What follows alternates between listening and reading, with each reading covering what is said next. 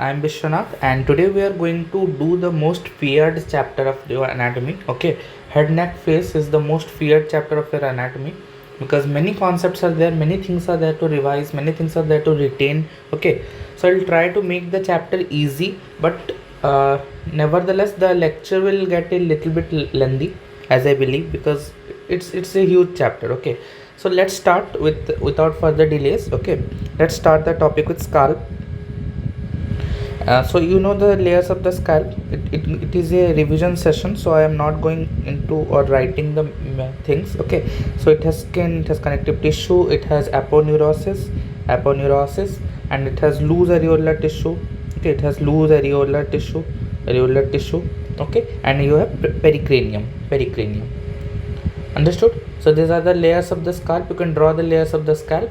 Okay, so scalp has about 5 layers. Okay, and the skin, connective tissue, and aponeurosis, this is called your surgical layers. Okay, we have 3 surgical layers only. Okay, what is the extent of scalp? Okay, the scalp has the extent the anterior extent is up to the superciliary arches. Okay, superciliary arches. Your posterior extent is up to the superior nuchal line. Okay, you know this from your osteology parts, superior nuchal lines. Okay, and your lateral aspect up to your superior temporal lines. Okay, understood? After that, let's discuss about the skin. The skin of the scalp is thick, hairy, and sweat glands must be present in it. Okay, this is thick, hairy, and sweat gland present. Okay, sweat glands are present. Okay, due to this is also sebaceous glands are also present. Okay, sebaceous glands are also present. So skull is the site of your sebaceous cyst. Okay, sebaceous cyst. And let's talk about connective tissue. So the connective tissue is a dense fibrous type. Okay, dense fibrous connective tissue. You have dense fibrous connective tissue in the skull, and vessels are adherent to it. Okay, and the injuries lead to profuse bleeding. Okay, so the connective tissue binds the skin to the underlying aponeurosis. Okay, it is in the dense fibrous connective tissue, the vessels are adherent to it. Okay, so if there are injuries, then it will lead to profuse bleeding. Okay, it will lead to profuse bleeding. The aponeurosis is called as the epicranial aponeurosis or gallia aponeurotica. Okay, this is also called as the epicranial aponeurosis, or your gallia aponeurotica. Okay, gallia means your helmet. Okay, gallia means your helmet. So this aponeurosis extends from the frontal belly of occipitofrontalis. It extends like this, and posteriorly it forms the occipital belly of, this is the frontal belly of occipitofrontalis muscle, and this is the occipital belly of the occipitofrontalis muscle. Okay, so the occipitofrontalis muscle has 2 occipital bellies and 2 frontal bellies. Okay, in both sides. Okay, and the aponeurosis extending between it. Okay, understood? Okay, so after that let's discuss the loose areolar connective tissue. Okay, loose areolar connective tissue. So loose areolar connective tissue, this is traversed by emissary veins. Okay, this is traversed by emissary veins. Many emissary veins are there. Okay, which emissary veins are veins which do not have valves. Okay, and this connect the second layer to the dural venous sinuses. Okay, connective tissue. This connect the connective tissue. Okay, so this loose areolar tissue, this has the function of connecting, this is important, connecting the connective tissue to dural venous sinuses. We will read about them later.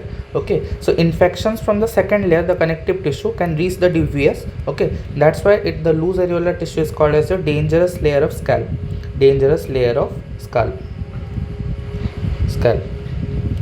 Understood? Then after this we have a term called a safety valve hematoma. Okay, safety valve hematoma. Okay, So this is the due to fracture of a cranial valve.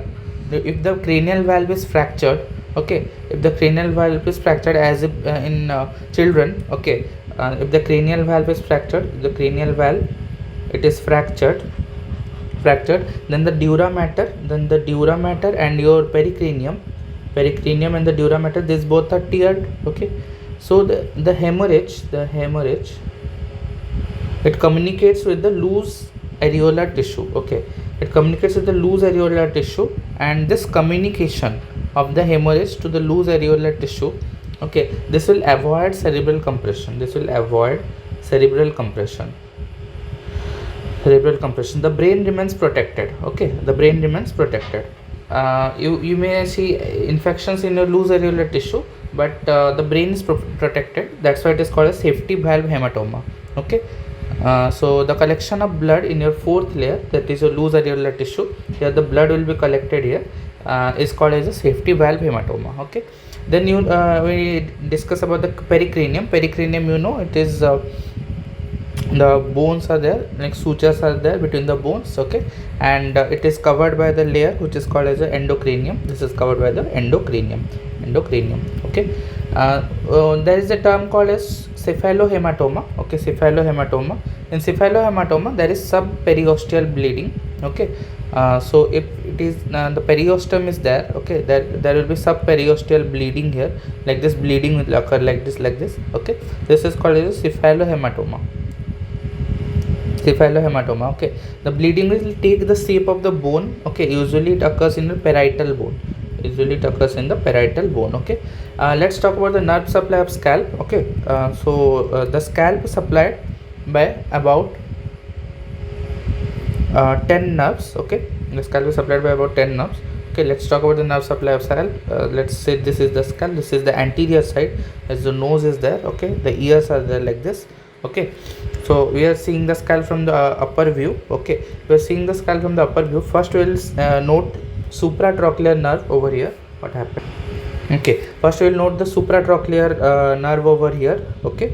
So I am writing STN, supratrochlear nerve. Then we will see supraorbital nerve, okay. So SON, supraorbital nerve, okay. Then the zygomaticotemporal nerve, okay. The zygomaticotemporal nerve, ZTN, okay. And the auriculotemporal nerve, that is ATN, okay.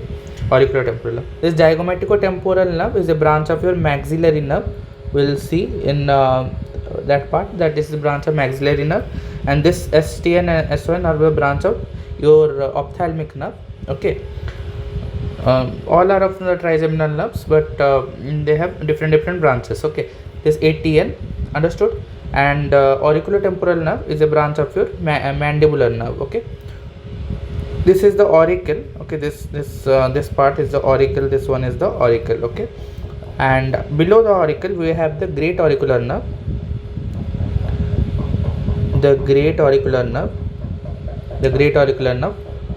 root value is C2 to C3, great auricular nerve, C2 to C3, okay. Then below it lesser occipital nerve, LON, root value is C2, okay. Lesser occipital nerve, root value is C2. And the greater occipital nerve, GON, greater occipital nerve, root value is C2. And the third occipital nerve, okay, this is the third occipital nerve, root value is C3, understood. So these are the nerves, okay.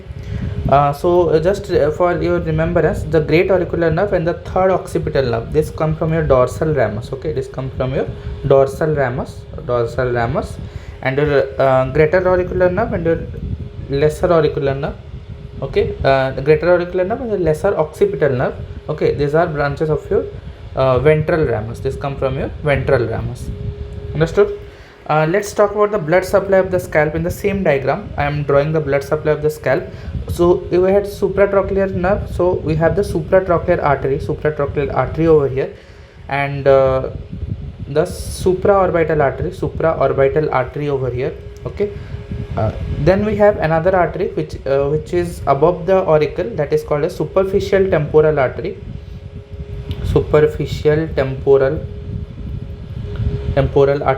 okay. And below it we have the posterior auricular artery,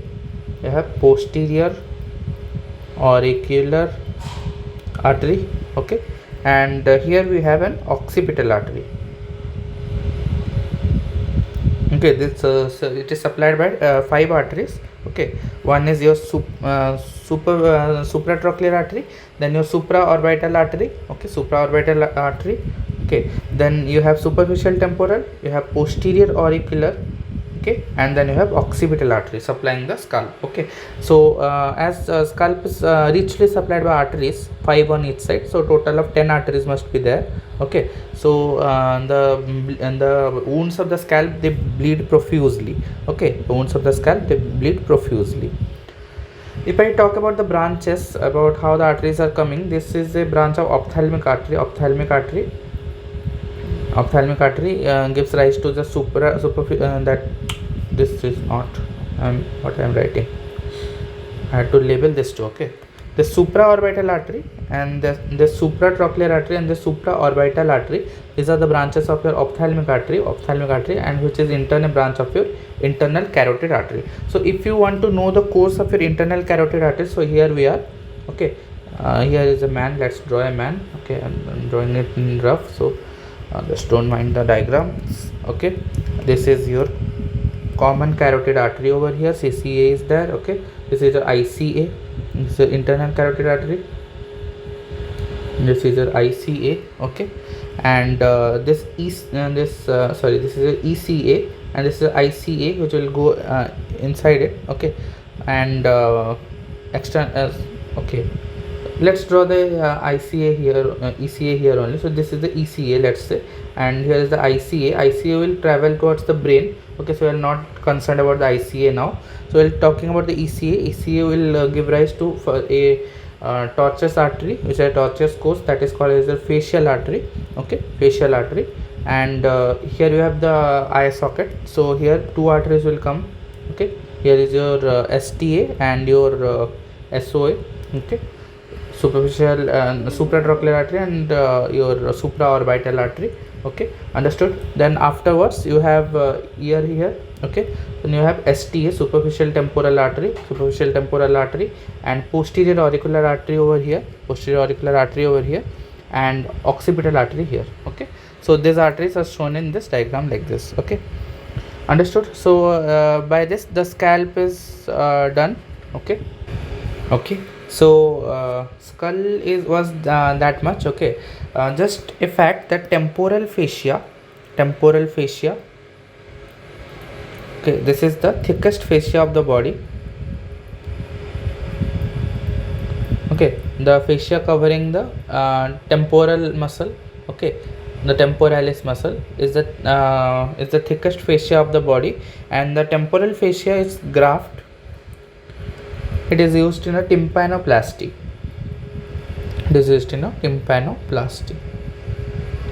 Okay, understood. Okay, so this was all about your skull. Then let's jump to your face part. Okay, let's do your face part. So face, the skin of the face is thick, elastic and vascular. Okay, thick, elastic and vascular. This is the skin of the face is thick, elastic and vascular, and superficial fascia is there. Okay, this superficial fascia contains the muscles of facial expression. Okay, we'll see what are the muscles of facial expression. Then variable amount of fat is present. Okay, fat is present, but it is fat is absent in your eyelids. Okay, but and more in your buccal region. Okay, more in buccal region, and in newborns also a pad of fat is present, which is called as a subchorial pad of fat. Okay, this is present in your newborns. Okay, and just importantly remember that face has no deep fascia. Okay, there is no deep fascia in your face. Okay, and the facial muscles, facial muscles are the remnant. Okay, are the remnant of a thing present in your lower animals, that is panniculus carnosus.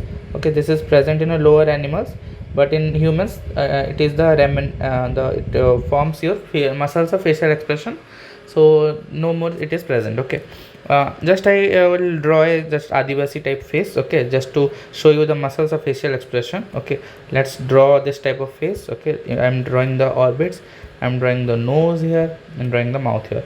You will understand how why I'm drawing it such unrealistic fashion. Okay, you will know.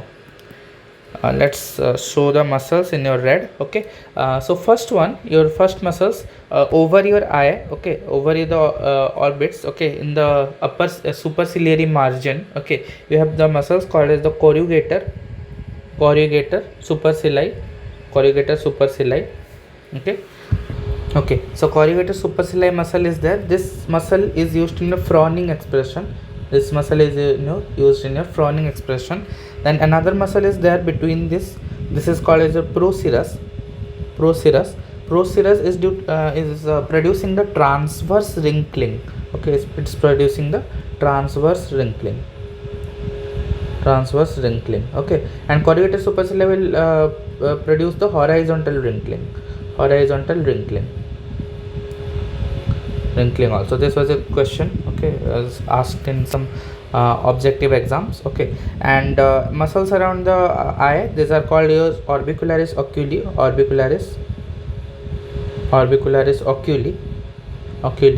which are used for the closing of eye. Okay, so used for the closing of eye. Then you have compressor nasi muscle. Okay, just look at this muscle going to this lip.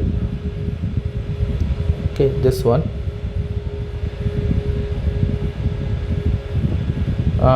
This one is a libator labii superioris aliquo nasi, the longest stem. Okay, compressor nasi is this muscle. Okay, for compression of nose, to compress the nostrils. Okay, this muscle is called the compressor nasi. Okay, compressor nasi, and this muscle is your libator labii superioris aliquo nasi. Okay, so this is the muscle LLSAN. Okay, LLSAN. This helps to dilate the nostrils. Okay, dilate the nostrils, and elevation of upper lip also, because it's attached to the lip. Elevation of upper lip. Okay, elevation of upper lip. Okay, then a muscle around the mouth, that is called as orbicularis oris. Okay, orbicularis oris, which is helping in the closing of mouth. Okay, closing of mouth. Understood? And then we have another muscle which I am showing in another color because you may get confused.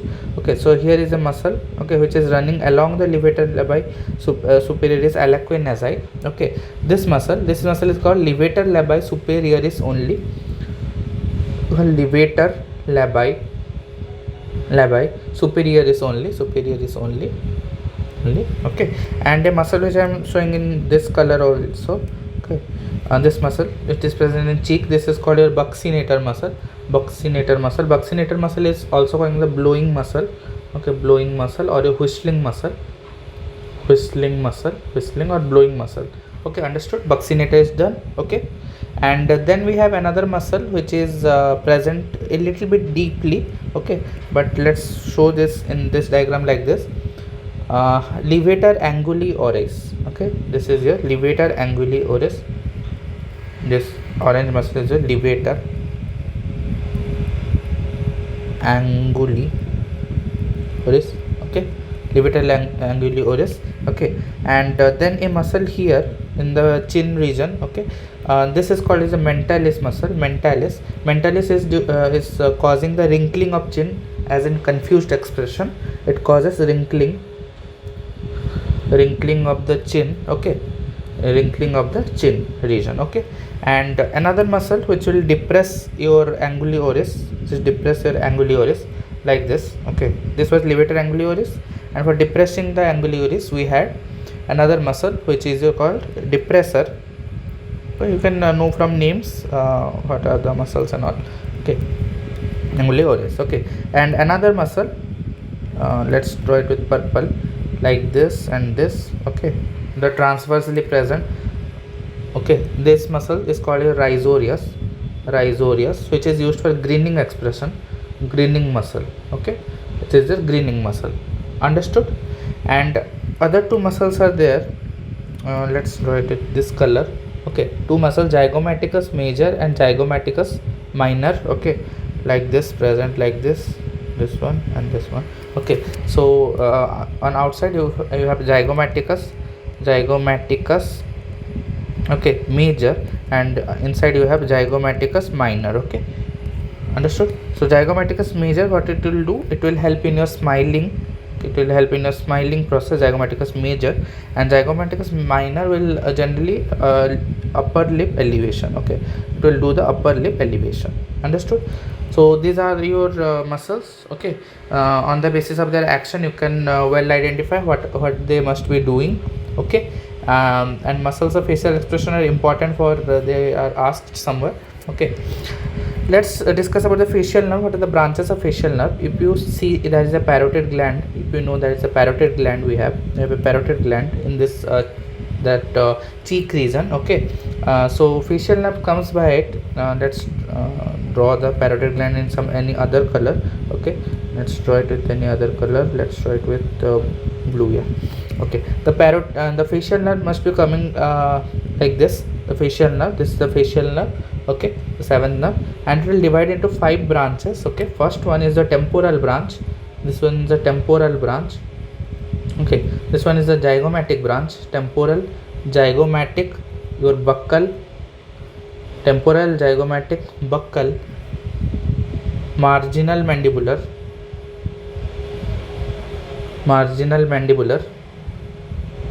and another one to the neck is the cervical branch.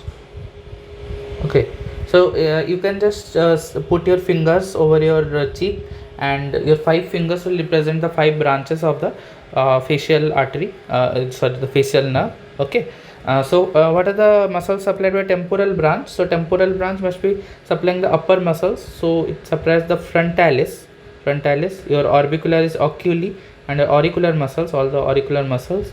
Okay, then zygomatic branch will also supply the orbicularis oculi. Okay, orbicularis oculi, so it is also a hybrid muscle. Okay, the buccal branch will supply the cheek muscles and your lip muscles. Okay, and the lip muscles, and your marginal mandibular will supply the lower lip muscles. Okay, this supply the upper lip, buccal branch, marginal mandibular, lower lip and chin muscles. And cervical branch supplies a muscle called as platysma, a flat muscle called as your platysma. Okay, platysma over the neck. Okay, let's talk about the blood supply of the face part. Okay, let's discuss the course of facial artery in your face and how the facial artery runs in your face. Okay, so let's draw a face here. Let me draw a side view of a person. Okay,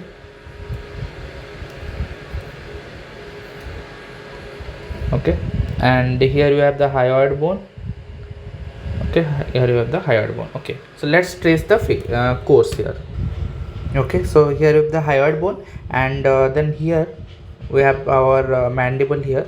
Okay, and let's see the course of the facial artery here.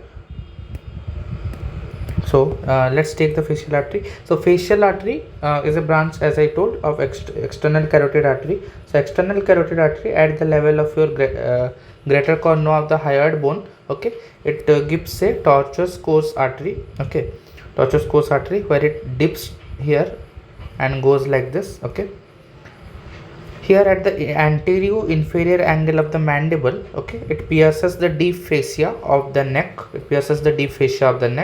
And runs like this. It goes like this. Okay, let's draw an eye also for a reference. Okay, understood. Orbit also. Okay, let's draw this.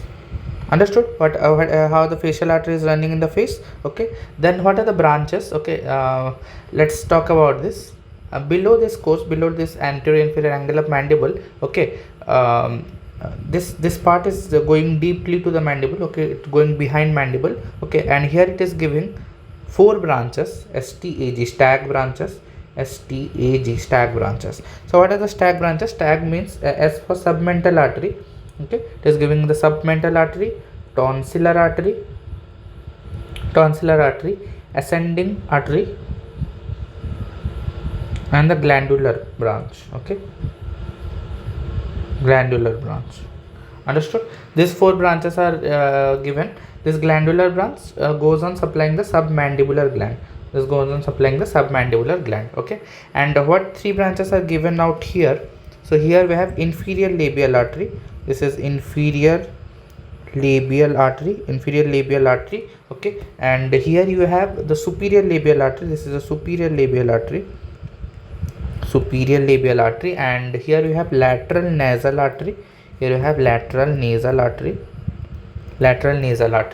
okay, and this branch is given to the this point is anastomosis with dorsal nasal artery. Here this is a dorsal nasal artery, which is a branch of your internal carotid, which is a branch of your ophthalmic artery, okay, which is a branch of your internal carotid artery. This gives us dorsal nasal artery, which then anastomose here. This is the point of anastomosis. Okay, this anastomosis is the fusion point of the. Why this is important? Because it is the fusion point, it is the anastomosis between external carotid and internal carotid. Okay, so they may ask what is the fusion point between external carotid and internal carotid. So you'll say dorsal nasal artery, and this branch of your facial artery, which is called as your angular artery. Okay, angular artery. So dorsal nasal artery and angular artery anastomosis, this both anastomosis is the fusion between external carotid and internal carotid. Understood? And this superior labial artery, it will also give a branch to the nose also. Not drawing for complication procedures, it gives a septal branch to the nose also. Okay, and another thing of diagnostic importance is that the pulsation of the facial artery can be felt at the anterior inferior angle of the mandible. Here in the anterior inferior angle, angle of mandible, anterior inferior angle of mandible, the pulsation can be felt. Okay, usually by anesthetists. Okay, so the facial artery is called as your facial artery is also called as your anesthetist artery. Okay, understood? Then wounds of face also bleed profusely but heal quickly, because there are bleed profusely due to such arterial network, and anastomosis points are also present. Okay, so they heal quickly also. Let's discuss about the venous drainage of face now. Okay, let's talk about the venous drainage. Let's draw a face, the aspect of your head. Okay, this is done. Understood? Then let's draw the parotid gland here. Okay, so first of all, what happens is that first you have your subclavian vein here. This is a subclavian vein in the neck region. Okay, this is your subclavian vein. Subclavian vein will give up the external jugular vein. Okay, the external jugular vein.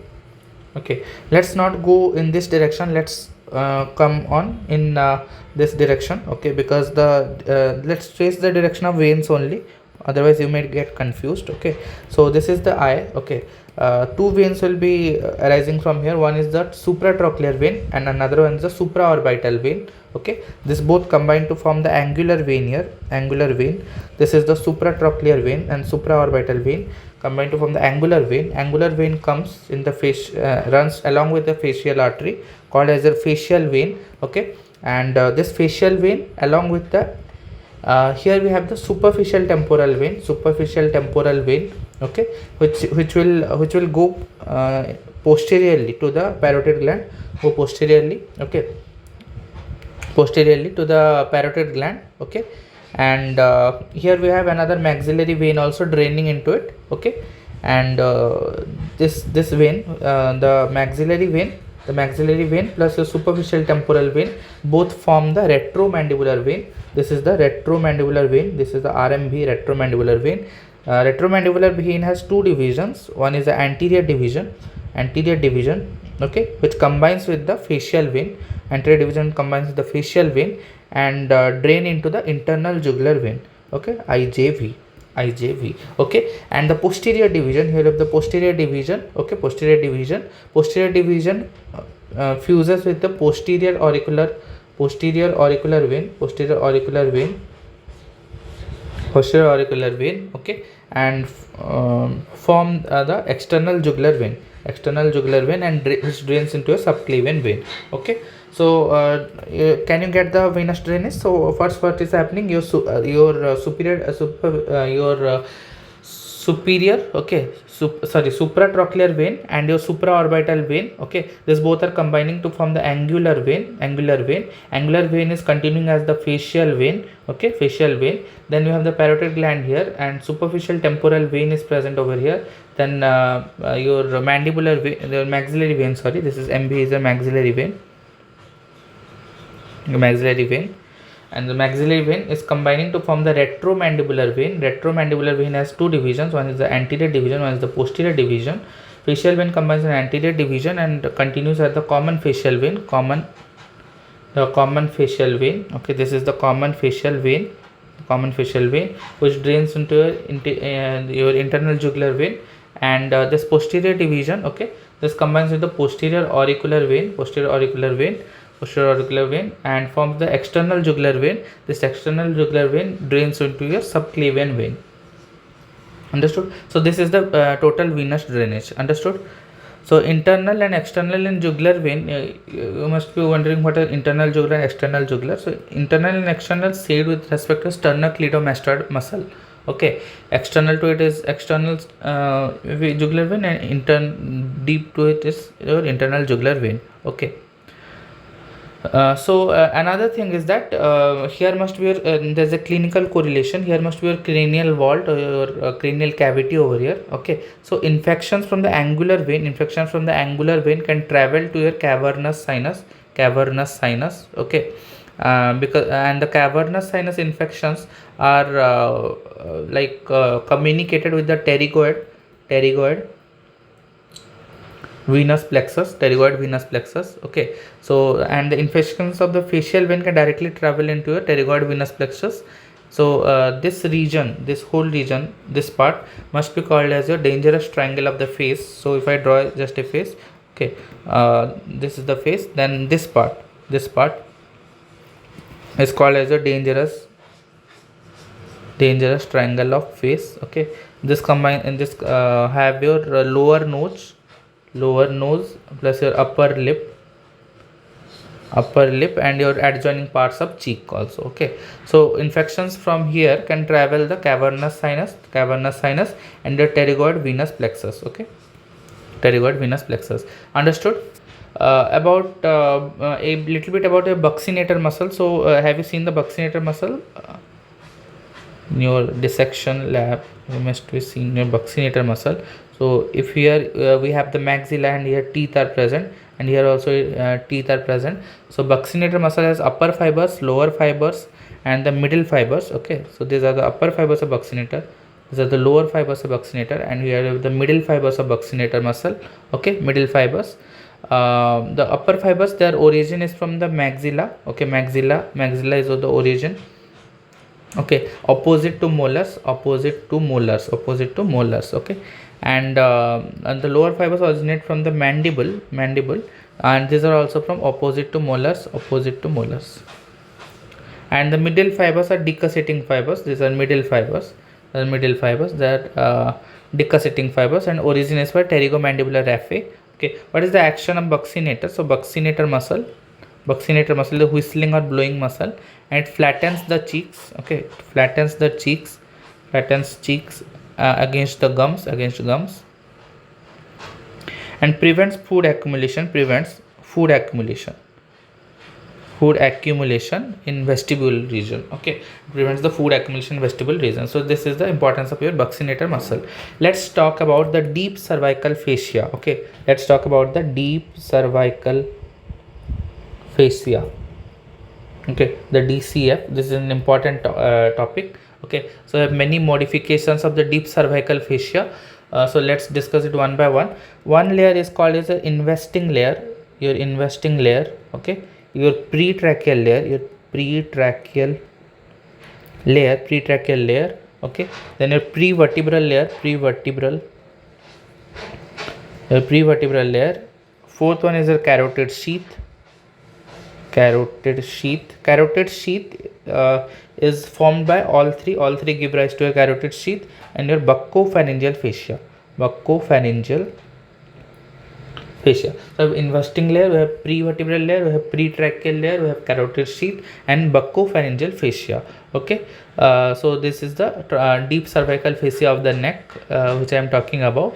Okay, and the okay, so if you take a transverse section of the neck, if the transverse section of the neck is taken, okay, let's say this is a transverse section of the your neck region. Okay, so you will observe two muscles here. Here is the sternocleidomastoid here.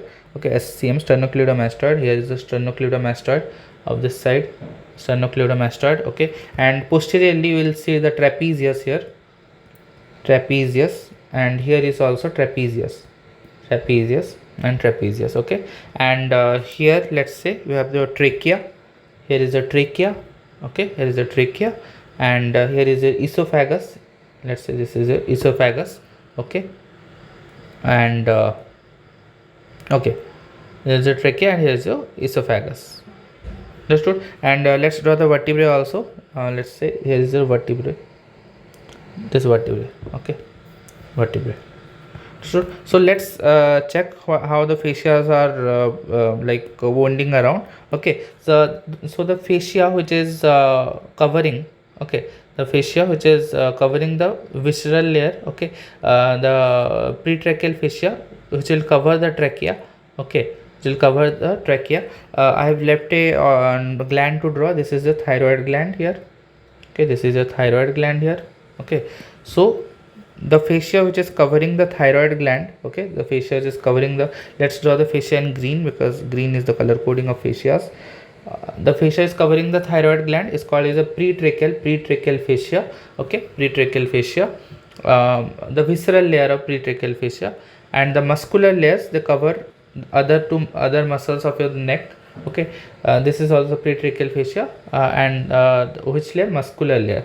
Okay, so it has visceral layer and the muscular layer. Okay, afterwards we have investing layers. This whole part is formed by investing layer. This whole part is the investing layer, and this wound around this muscles like this: investing layer, investing layer, investing layer, investing layer, because they are invested upon one another. So this is called as investing layer. So these all are investing layers, IL, investing layers. Okay, and we have prevertebral fascia. Okay, this is called as a prevertebral fascia, and here we have your carotid sheath, and the carotid sheath is contributed by your investing layer and your prevertebral fascia as well as the pretracheal fascia. Understood what I am trying to tell? Okay, so let's talk about a little bit about your investing layer also. Okay, so investing layer covers your sternocleidomastoid, as well as the trapezius. Okay, and it forms the roof of and posterior and the anterior triangle of neck also. Okay, it encloses two glands here. Okay, it encloses two glands, your parotid gland and your submandibular gland. Okay, this is a parotid gland, the submandibular gland present over here. So it encloses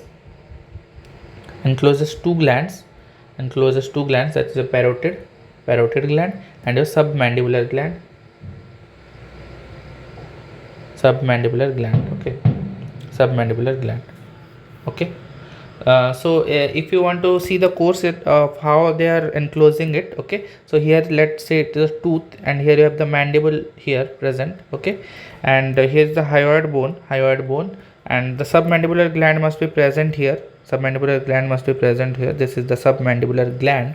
So the investing layer will continue from the hyoid and it cover the gland like this. This is the deep layer, and this is the superficial layer of your investing layer. Okay, and if you want to know how it covers the parotid gland, then let's say here is our zygomatic process.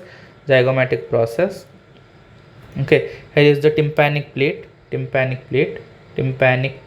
Okay, so it must be covering like this, that if here is a parotid gland, here is the parotid gland. Okay, so it will cover it like this, like it arises from a zygomatic process. This is a superficial layer. Okay, and this is a deep layer. Okay, this combine and form. And here you have a ligament which is called as the stylomandibular ligament. Mandibular ligament. The superficial layer covering the parotid gland is also called as the parotidomesenteric fascia. Okay, parotidomesenteric fascia is the superficial layer of your investing layer that is covering the parotid gland. Okay, understood. Investing layer and divides into space into two parts. One is called a suprasternal space and another one is called a supraclavicular space. Okay, so what I am trying to tell is the suprasternal space. Okay, the above the sternum, it forms a space which is called as a Burns space, and above the clavicle it forms a space which is not has any name, but the contents are your external jugular vein and a supraclavicular nerve. Okay, so here we have the spaces. Let me try to draw this. Okay, let me try to draw the supraclavicular as well as your suprasternal space. Okay, supraclavicular space. Okay, so suprasternal space is called as your Burns space. Let's see this. Okay, so here you have your clavicle, here you have the cut end of your clavicle. Okay, this is the clavicle cut end. Okay, then here you must have the subclavius muscle below the clavicle. Okay, and the subclavius muscle and the clavicle is covered by your clavipectoral fascia. But this part, okay, this part is covered by your investing layer. Okay, and what are the this space formed. Okay, this space formed is called as your supraclavicular space. Okay, it's called as a supraclavicular space. Okay, and the supraclavicular space has two contents. Okay, one content I can show you like this. Like this must be the subclavian vein running like inside. Okay, from inside it is running like this. Okay, which is continuing as the external jugular vein and forming the above structures as we saw in previous diagram. Okay, and then we have the nerve, supraclavicular nerve, coming down like this inside the space. So we have this supraclavicular nerve. Okay, and so this the supraclavicular space, you have two contents. One is your subclavian vein.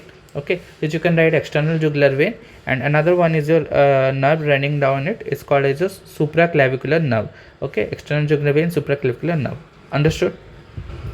Okay, so the contents of supraclavicular space is the external jugular vein and your supraclavicular nerve. Okay, external jugular vein, supraclavicular nerve. Then let's discuss how the space is formed. The Burns space is formed. The Burns space. Okay, so here you have two clavicles. Okay, and here must be the manubrium of the sternum. The sternum continues. Okay, so here is the your fascia. Here your fascia is present. Okay, and this space is your Burns space. Okay, this is called as your suprasternal space or your Burns space. This is your suprasternal space or your Burns space. Okay, understood. And here you must have the muscle, that is a sternocleidomastoid. Sternocleidomastoid muscle is connected like this. This is a sternocleidomastoid. This is a sternal head of the sternocleidomastoid. Okay, and here in the Burns space, what is the content? So content is a jugular venous arch. Okay, so anterior jugular veins are present, which form an arch which is called as your jugular venous arch. This is your jugular venous arch. Okay, so this is called as your Burns space. Understood? So content of the Burns space is your venous arch. Okay, jugular venous arch. After that, let's move to the investing layer. So talking about the investing, okay, we are talking about the investing layer only. Okay, I'm saying it separately. So we're talking about the investing layer. So investing layer follows the rule of two. Okay, follows the rule of two only. It covers two glands. Which glands it covers? It covers the parotid gland and the submandibular gland. It covers two muscles. Which muscle? Your sternocleidomastoid and your trapezius. It covers two spaces. Which two spaces it has? It is the suprasternal space. Okay, and your supraclavicular space. Okay, it forms two pulleys. Okay, a pulley of the digastric muscle, and a pulley of the omohyoid muscle. Okay, this form pulleys. Don't need to know about these pulleys, okay, beyond the scope. And two ligaments, your stylomandibular ligament, and your spinomandibular ligament. Okay, understood. Then let's come to your pretracheal layer. Okay, we are discussing a pretracheal layer. Okay, so we are taking a sagittal view of where the thyroid gland can be seen. Let's take this as a thyroid gland. This is a thyroid gland, and let's take the thyroid cartilages here. This is the thyroid cartilage, this is the cricoid cartilage, this is the thyroid cartilage. So we are taking the sagittal view of the neck, the thyroid cartilage, this is the cricoid cartilage. Okay, and the cricoid here we can see the your pretracheal layer extending like this from the hyoid bone. Okay, it starts from the hyoid bone, so here must be the hyoid bone, and it goes to the fibrous pericardium. Okay, this goes to the till fibrous pericardium, starts from the hyoid bone. This is the hyoid bone and goes to the fibrous pericardium. How it goes, just follow this. This covers the thyroid gland and forms a false capsule. Okay, false capsule of the thyroid gland is a derivation of a pretracheal fascia. Okay, and it extends to a fibrous pericardium. Okay, and this forms a ligament also, which is called as a suspensory ligament of Berry. Okay, it pulls the thyroid gland in deglutition. Okay, in deglutition you must have observed thyroid gland moves up. Okay, so suspensory ligament of Berry is a modification of your pretracheal fascia. This is a pretracheal fascia modification. Okay, just importantly remember. Okay, and you can differentiate between the thyroid swelling and non-thyroid swelling, because in non-thyroid swelling the thyroid gland must be moving up, but in thyroid swelling, okay, the suspensory ligament of Berry is no more working, so the thyroid gland will not move up. Okay, so by asking the patient to deglutate, you can just know them. Okay, let's discuss after pretracheal fascia. Let's discuss about the prevertebral fascia. Prevertebral fascia. Talking about the prevertebral fascia, let's take this as your vertebrum. Okay, like this.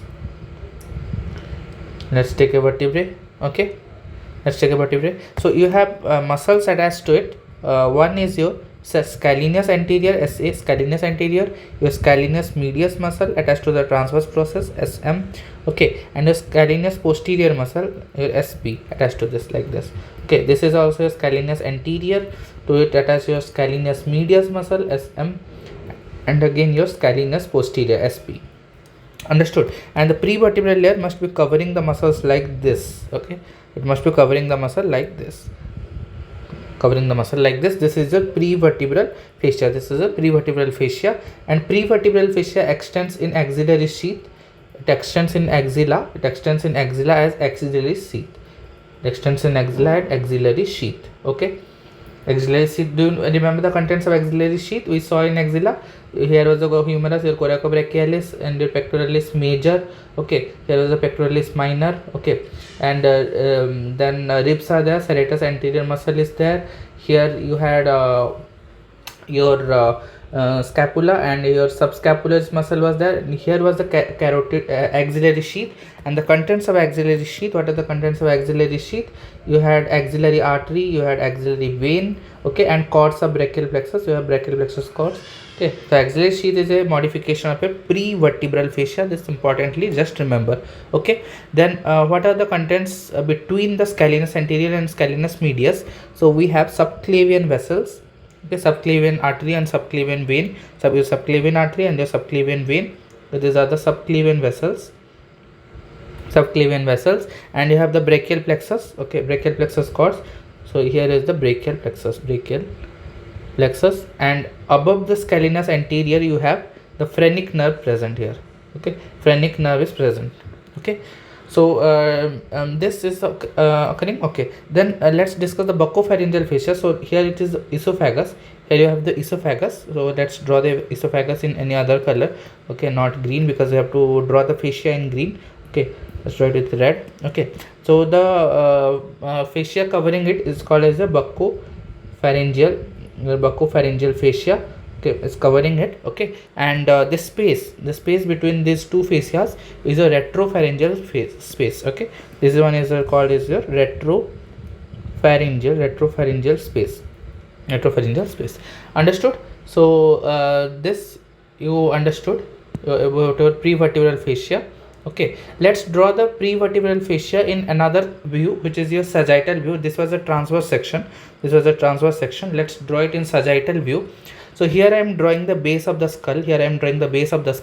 Okay, and the C1, the C2 vertebrae, the C3. Okay, then the C4 and C5, C6 and C7. Okay, and then we have T1, T2, T3, T4, T1, T2, your T3 and your T4. Okay, understood? Here we have a ligament present between the vertebrae, connecting the inner aspects of the vertebrae here. Okay, this ligament is called as the anterior longitudinal ligament. Okay, and the fascia, where is the prevertebral fascia? This is the prevertebral fascia, starting from the base of the skull and extending till the coccygeal vertebrae. It extends till the coccygeal vertebrae. Okay, this is the prevertebral fascia. Okay, prevertebral fascia. So if here is the prevertebral fascia and this anterior longitudinal ligament, and the space between the prevertebral fascia and the anterior longitudinal ligament, this space is called as your prevertebral space. Understood? And prevertebral fascia gives some modifications, like it is modified to connect to the T1, T2 and T3 also. So this you can show in the diagram. Okay, and if you want to see the retropharyngeal space, okay, then the prevertebral fascia will extend up to the up to the pharynx. Here's the pharynx. Let's say here's our pharynx. Okay, here is our pharynx. So the prevertebral fascia will extend up to this. Okay, it will extend up to this, and let's draw the pharynx in this manner. Okay, here's the pharynx. Okay, and the prevertebral fascia will extend like this from the base of skull to the pharynx. Okay, this is the anterior layer. This is the anterior layer of prevertebral fascia, which is also called as a alar fascia. Okay, the anterior layer of prevertebral fascia is also called as your alar fascia, which is extending up to the pharynx. Okay, and this fascia over here is called as your buccopharyngeal fascia. This is your buccopharyngeal fascia. Okay, which is covering your esophagus. So the space between the prevertebral fascia, okay, the anterior layer of prevertebral fascia, the alar fascia, and between the buccopharyngeal fascia, this space we told earlier is the retropharyngeal space. Understood? And this layer, just importantly remember this part. Okay, this area is called as a danger space or danger triangle of the neck. This is called as a danger space of neck. Okay, because any pus that is formed, or any infection, any pus formation can transverse downwards into the posterior mediastinum. Okay, so it can cause the dysphagia. Okay, it can cause dysphagia, it can cause dyspnea. Okay, problems in your digestion as well as in breathing. Okay, so this is called that.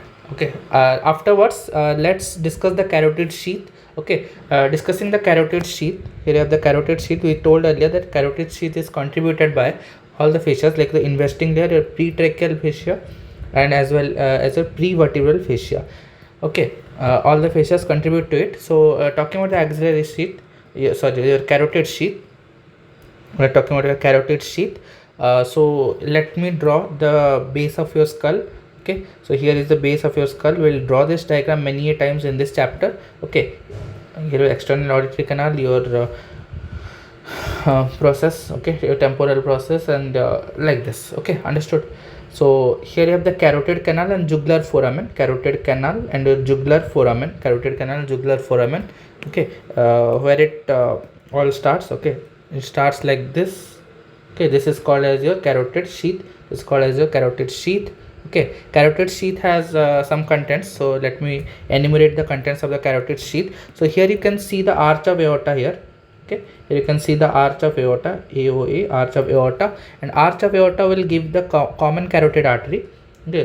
This is the CCA, common carotid artery. Common carotid artery goes, and the internal part, the internal carotid artery is the content of the carotid sheath, and the external carotid artery will just move outwards like this, okay. Then we have the vein called as the internal jugular vein, IJV is the content, okay, and a nerve which is a vagus nerve, okay. Let's draw the nerve in yellow, okay. It's the vagus nerve, okay, understood. So carotid sheath inside your is internal jugular vein, okay, it is present within the carotid sheath, so it allows the expansion in the carotid sheath, okay. This point is there. Then so what are the contents? You just can write the contents: internal carotid artery, okay, the internal jugular vein, and your vagus nerve, your 10th nerve, vagus nerve. Understood? These are the contents of a carotid sheath. So after the deep fascias of neck, let's discuss the cranial nuclei, which are very important. You know the cranial nerves, okay. We have the mnemonic OTA, FAG, VSH, OOO, TTA, okay, FAG, VSH, okay. So O is your olfactory nerve, it's your optic nerve, okay, it's your oculomotor nerve, this is your trochlear nerve, this is your trigeminal nerve, your abducens nerve, the facial nerve, okay, and the auditory nerve or the vestibulocochlear nerve, okay. Then this is your glossopharyngeal nerve, this is the vagus nerve, okay, this is your spinal accessory nerve, and this is your hypoglossal nerve. Understood? These are your cranial nerves. You can remember the mnemonic. Some say money matters, but my brother says big books matter more, okay. Can just remember the mnemonic, okay. SSMMBMBSBBMM, okay. This represent the nature of these nerves, okay. This may be useful for some oral type of questions. S means your sensory, okay, so the nerves marked with S are sensory, and M is for motor, so nerves marked with M are motor, and B means both sensory and motor, that is, it is mixed nerve, okay. Let's discuss about cranial nerve nuclei. So what do you mean by nucleus first? A nuclei is the collection of cell bodies, inside the CNS, okay. We are talking inside the CNS. If there is a collection of cell bodies, but outside CNS, we call it ganglion, okay. Do you know about pharyngeal arches? You have an idea of pharyngeal arches? If not, okay, just listen that these are the mesodermal swellings on the neck. Mesodermal swellings are there, okay. We'll do the embryology if I get time. Mesodermal swellings in the neck, okay. 6 pharyngeal arches are there, in which the fifth arch it disappears early, okay, it disappears, okay. So the first arch is supplied by a mandibular nerve, okay. Your second arch is supplied by a facial nerve, third arch by your glossopharyngeal nerve, okay. Fourth arch and fifth arch, these are supplied by your vagus nerve, okay. So you can just estimate you can just get an idea of the muscles. So mandibular nerve, okay, so it must be supplying the muscles of mastication, okay, the facial nerve, so muscles of facial expression, third the glossopharyngeal nerve, so it must be supplying one muscle, that is stylopharyngeus, stylopharyngeus. We'll see in embryology part in details, okay. And the vagus nerve, that will supply the muscles of palate, okay, pharynx, larynx, okay. This all understood. So okay, And just note that these all are skeletal muscles, these all are skeletal muscles. Okay, if we go a little bit of embryologically, we can see the formation of alar plate and the basal plate. Okay, let's say we have the neural tube here, we have the neural tube, this is the neural tube, let's say this is the neural tube. Okay, neural tube has two parts. The upper part is called as a alar plate, which is sensory in nature, and the below part is called as a basal plate. This is a basal plate which is motor in nature. So all sensory nuclei arise from alar plate, on all the motor nuclei arise from the basal plate. Okay, and the sulcus here is called as a sulcus limitans. Okay, sulcus limitans. And this gap in future it leads to the formation of your fourth ventricle, okay. So if in further course of time the alar plate splits. Okay, there is a splitting in this alar plate in this manner. Okay, like this it will split like this. Okay, it will form like this. Okay, this part. Okay, and the basal plate will be like this. Okay, like this.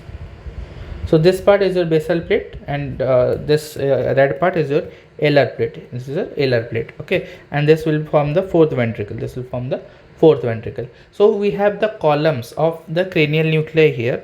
Okay, what columns we have?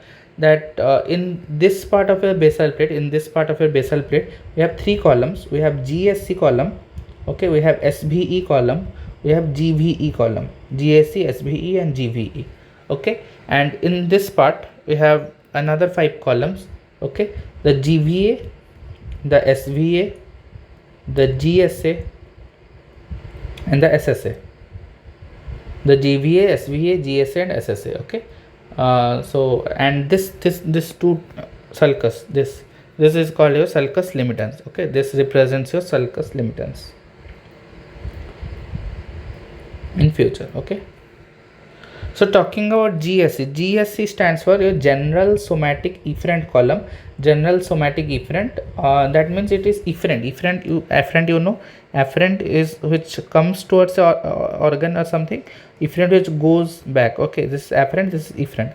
So it is taking the sensations towards the body.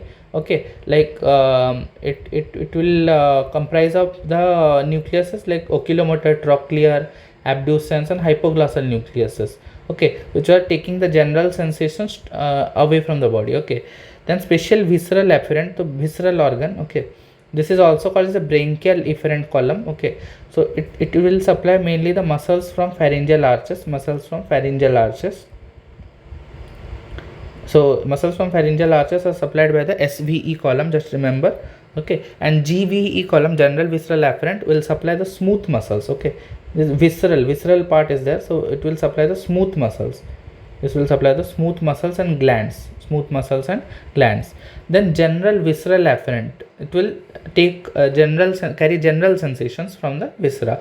General sensations mean touch, pressure, pain, temperature.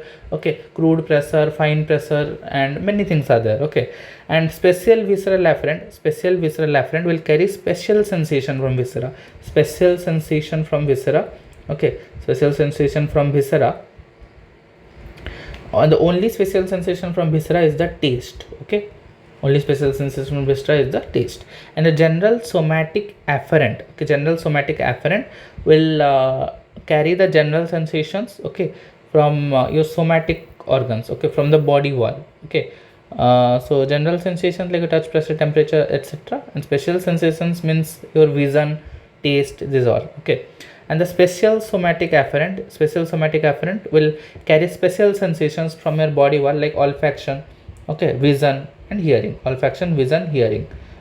olfaction, vision, hearing, and your balance also, equilibrium also. Okay, so olfaction means your which nerve? Your first nerve, and vision is the second nerve, and hearing and balance, vestibulocochlear, that is your eighth nerve. Understood all this? Let's draw the column and how they are present in the brain. Okay, how they are present in the brain. So we need to make a table here. Basically, we need to make a table here. Okay, about all the columns. Okay, let's draw the nuclei and how they are present. So talking about the levels, let's take this midbrain. We have the pons and we have the medulla oblongata. Okay, and we'll draw the columns. So first, starting with general somatic efferent. Okay, GSE column has will take the sensations. Okay, will carry the sensations towards the body wall. Okay, so which nerves will be there? The third nerve, the third, the fourth in the midbrain, the sixth in the pons, and the long nucleus of the 12th nerve in the medulla oblongata. Okay, 3, 4, 3, 4, 6, and 12. Okay, these nerves are general somatic efferent. Then we have special visceral efferent. Special visceral efferent will have your V3 nerve, your mandibular nerve, your 7th nerve, okay, your 7th nerve, and a nucleus of the 9th, 10th, as well as 11th nerve. And this long nucleus of 9, 10, 11, 9, 10, 11, 9, 10, 11 is called as a nucleus ambiguous. Nucleus ambiguous. Nucleus ambiguous. Understood? Then we'll discuss about your general visceral efferent. Okay, GSE, SVE, and GVE. General visceral efferent. General visceral efferent will contain a nucleus in midbrain, which is called as Edinger-Westphal nucleus. This is a Edinger-Westphal nucleus. Okay, and this is SSN, the superior salivary nerve, and your ISN, your inferior salivary nerve. Okay, the superior salivary nerve and your inferior salivary nerve. Superior salivatory and inferior salivatory nerve. Not the nerve, nucleus. Sorry, I am telling nerve. Okay, no problem. And in the medulla oblongata, it will give the dorsal nucleus of vagus. Dorsal nucleus of vagus. Okay, understood? Dorsal nucleus of vagus. So the fact is that if there is injury, to a 12th and this part, if there is an injury of this part, if there is an injury, then there will be ipsilateral bulbar paralysis. Just remember, ipsilateral bulbar paralysis will occur. Okay, and the gag reflex will be lost. Okay, gag reflex will be lost. Okay, understood? The Edinger-Westphal nucleus, this is Edinger-Westphal nucleus. Okay, this will via the third nerve, via parasympathetic third nerve, will give your this EW nucleus, via your third nerve, give innervation to your sphincter pupillae, and ciliaris. Okay, ciliaris. Understood? And your superior salivatory nucleus via your 7th nerve will give innervation to a submandibular gland, sublingual, and your lacrimal gland will control this. The inferior salivatory nucleus via the 9th nerve will give innervation to your parotid gland, okay, and the dorsal nucleus of vagus, okay, via vagus nerve, as expected, okay, will give innervation to your smooth muscles, the glands, okay, and abdominal viscera also. Okay, this three are the parasympathetic outflow. Okay, the parasympathetic nerves, these three are the parasympathetic nerves. Okay, parasympathetic cranial nerves. Okay, and from sacral segment we have S2, S3, and S4, which are also parasympathetic. Okay, so these parasympathetic nerves are called as craniosacral outflow. Okay, so this is called as craniosacral outflow. Okay, understood? Craniosacral outflow. Let's discuss about more columns. Okay, starting about GVA or SVA. Okay, general visceral afferent, just GVA column over here, first one, second, this is the third, and this is the fourth. I'm remembering, I don't know. GVA. So there is no nucleus in the midbrain and pons, but in medulla you have a nucleus of tractus solitarius. Okay, very famous, you must have heard the name somewhere or other. Okay, nucleus of tractus solitarius, and nucleus of tractus solitarius has an SVA part and a GVA part. Okay, so it is all, the column is also called GVA or SVA. Then we have GSA column, and in GSA column we have a large nucleus. Okay, which is called as your fifth nucleus.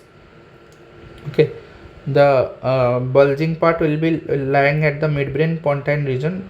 Okay, this is the fifth nucleus, and this fifth nucleus, if I want to discuss about the fifth nucleus, here is the fifth nucleus like this. Okay, the fifth nucleus like this. Okay, so it has three parts. This part is called as a mesencephalic nucleus. This part is called as the mesencephalic nucleus. Okay, mesencephalic nucleus is for proprioception. Okay, and this is called as a principal sensory nucleus. This is called as a principal sensory nucleus or chief sensory nucleus. This is for touch and pressure. Okay, and your spinal nucleus below that. Okay, this is a spinal nucleus below that. Okay, this is a spinal nucleus, and spinal nucleus is for pain and temperature. Understood? So this comprises of your which column? Your GSA column. Okay, GSA column, and this is the nucleus for the fifth nerve. Okay, fifth nerve is a trigeminal nerve. Okay, it has three nucleus. Understood? So any other column we left? Yes, SSA column. SSA column, there is a nucleus in the pons. Okay, and this nucleus in the pons. Okay, shaped like this. Okay, this is a nucleus in the pons shaped like this, which is called as a vestibular nucleus. This is called as a vestibular nucleus, and two cochlear nucleus. Okay, two cochlear nucleus. Two cochlear nuclei. Okay, understood? So SSA column is also done. So we complete here cranial nuclei and columns. Okay, let's start our nerves then. Okay, we are starting with a trigeminal nerve. Okay, let's discuss about the trigeminal nerve. About the trigeminal nerve, first we need to understand what are the parasympathetic ganglions. Okay, there are parasympathetic ganglions present over here. Ganglion. So there are four parasympathetic ganglion. One is called as a ciliary ganglion. Okay, second one is the pterygopalatine ganglion, PPG, pterygopalatine ganglion. Okay, then your otic ganglion, and fourth one is a submandibular ganglion. Okay, we'll see that all the parasympathetic the topographic nerve. What is a topographic nerve? Topographic nerve is a nerve which only relays in the ganglion. The functional nerve supplies the ganglion, but the topographic nerve is only relaying the ganglion. Okay, so for all these ganglions, the topographic nerve is your trigeminal nerve. That's why trigeminal nerve is important. Okay, so functional nerve comes into the ganglion, relays there, and nerves never come out, but the topographic nerve, it just relays and comes out of it. Okay, and the postganglion fibers supply the gland. Okay, so the topographic nerve for all 3rd, 7th, 9th and 10th is your fifth nerve, your trigeminal nerve. Okay, understood? So trigeminal nerve has three divisions. Okay, it has three parts. Your ophthalmic nerve, which is also called as a V1. Okay, trigeminal nerve is fifth nerve. Then your maxillary nerve, which is called as a V2, and then your mandibular nerve, okay, which is called as a V3. Okay, these both are sensory part. These both are sensory in nature. Mandibular nerve is a mixed nerve. Okay, in which columns trigeminal nerve will be present? SVE column. SVE column, why? Just look at the SVE column. Okay, the trigeminal, the mandibular division of trigeminal nerve is arising from SVE column, and from another which column? From GSA column also, because there is a nucleus of trigeminal nerve in the GSA column. Okay, SVE and GSA. SVE and GSA are the columns for the trigeminal nerves. Okay, understood? So after this, let's start about the origin of the trigeminal nerve. Okay, so let's discuss the course. First of all, we have the trigeminal ganglion present. Okay, so I am drawing the trigeminal ganglion. This is the trigeminal ganglion, which is also called as your Gasserian ganglion. Okay, this Gasserian ganglion is present over a depression in your skull bone, which is called as a Meckel's cave. Okay, this is present over here, Meckel's cave. Okay, from the first part of the ganglion. Okay, the V1 nerves arises. The V1 nerve is the ophthalmic nerve. Okay, it arises from here. Okay, then it passes through the superior orbital fissure. You must be having the superior orbital fissure here. It passes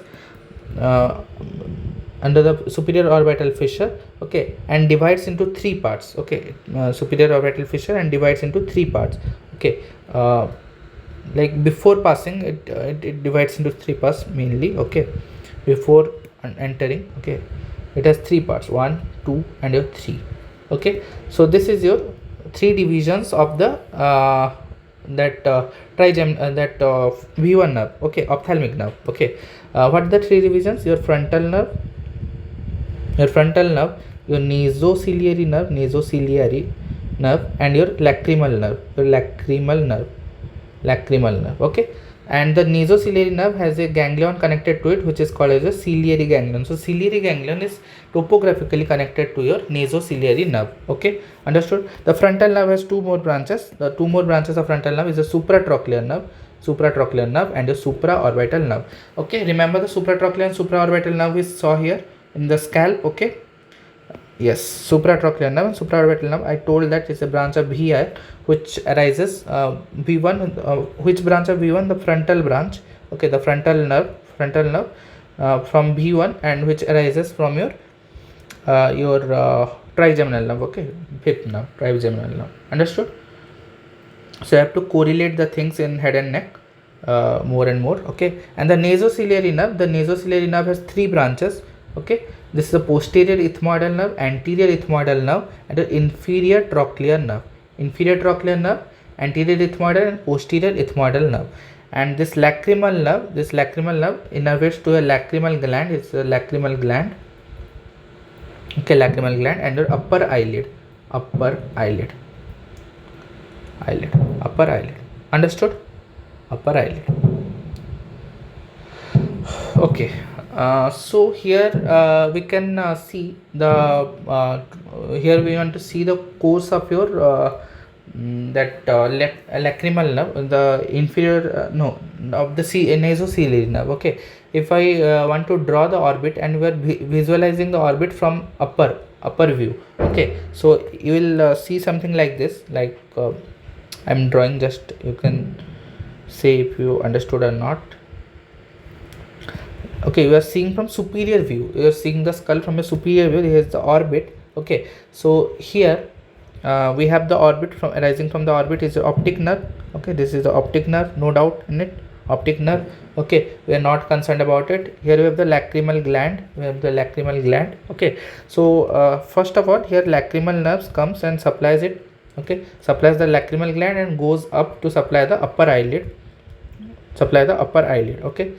Then which nerve? Nasociliary nerve comes. This is the nasociliary nerve coming, nasociliary nerve coming, and this nasociliary nerve will cross this optic nerve and give up two more branches, your anterior ethmoidal nerve, okay. This anterior ethmoidal nerve and this posterior ethmoidal nerve, okay. This anterior ethmoidal nerve, this goes via the cranial dura mater, and supplies the nasal mucosa, and continues as the external nasal nerve, anterior ethmoidal nerve. This posterior ethmoidal nerve supplies the sphenoidal and ethmoidal air sinuses, okay. It supplies the sphenoidal and ethmoidal air sinuses. We'll see the air sinuses in a while, okay. This nasociliary nerve, and another it is connected topographically to the ciliary ganglion, okay. So here is the ciliary ganglion, CG, okay. And from the ciliary ganglion arise a host of nerves which will go to the orbit, okay, and this is called as your short ciliary nerves, and another nerves which will arise from this part, okay, and go towards the orbit. They have to travel longer distances, so these are called as the long ciliary nerves, and the long ciliary nerves, you carry the sensations from your cornea, okay, ciliary body and your iris, okay, ciliary body and iris of the eye. Understood? Then afterwards we saw the ophthalmic nerve, okay. Here is the course of ophthalmic nerve which I explained in more detail. Let's talk about your maxillary nerve. Here is the maxillary nerve present, okay. So maxillary nerve, what happens? It comes by foramen rotundum, okay. There is a foramen skull, the foramen rotundum, Okay, it comes by this is a V2 nerve, or your maxillary nerve. Okay, here it is connected topographically to the pterygopalatine ganglion, is the PPG. Okay, connected to the pterygopalatine ganglion. Here two branches, here a branch arises. Okay, three branches mainly, and it gives a branch to your lacrimal nerve. Okay, it's a branch to the lacrimal nerve. Other two branches are there, we'll see in detail in a while. Okay, and here is your maxilla. If here is the maxilla, if here are your teeth, and here is the maxilla. Okay, if here is the maxilla, so how it how it divides, it comes by this, and it divides into inferior orbital nerve. Okay, this from the infraorbital nerve. Okay, infraorbital nerve. So infraorbital nerve is a branch of your V2 nerve. Okay, and it divides into another part before the maxilla, and it forms the PSAN, the posterior superior alveolar nerve. The posterior superior alveolar nerve. Okay, then the MSAN, which is the middle superior alveolar nerve, and the ASAN, the anterior superior alveolar nerve. Understood? So I told this part, this branch. Let's discuss this part. Okay, discussing this part, what I told, that V2 nerve, here the V2 nerve is present. Okay, here the pterygopalatine ganglion is connected topographically. Okay, from here rises a nerve. I am showing it in other color, don't mind otherwise. Okay, this is called as a zygomatic nerve. This is called as a zygomatic nerve. This zygomatic nerve travels and connects to the lacrimal nerve.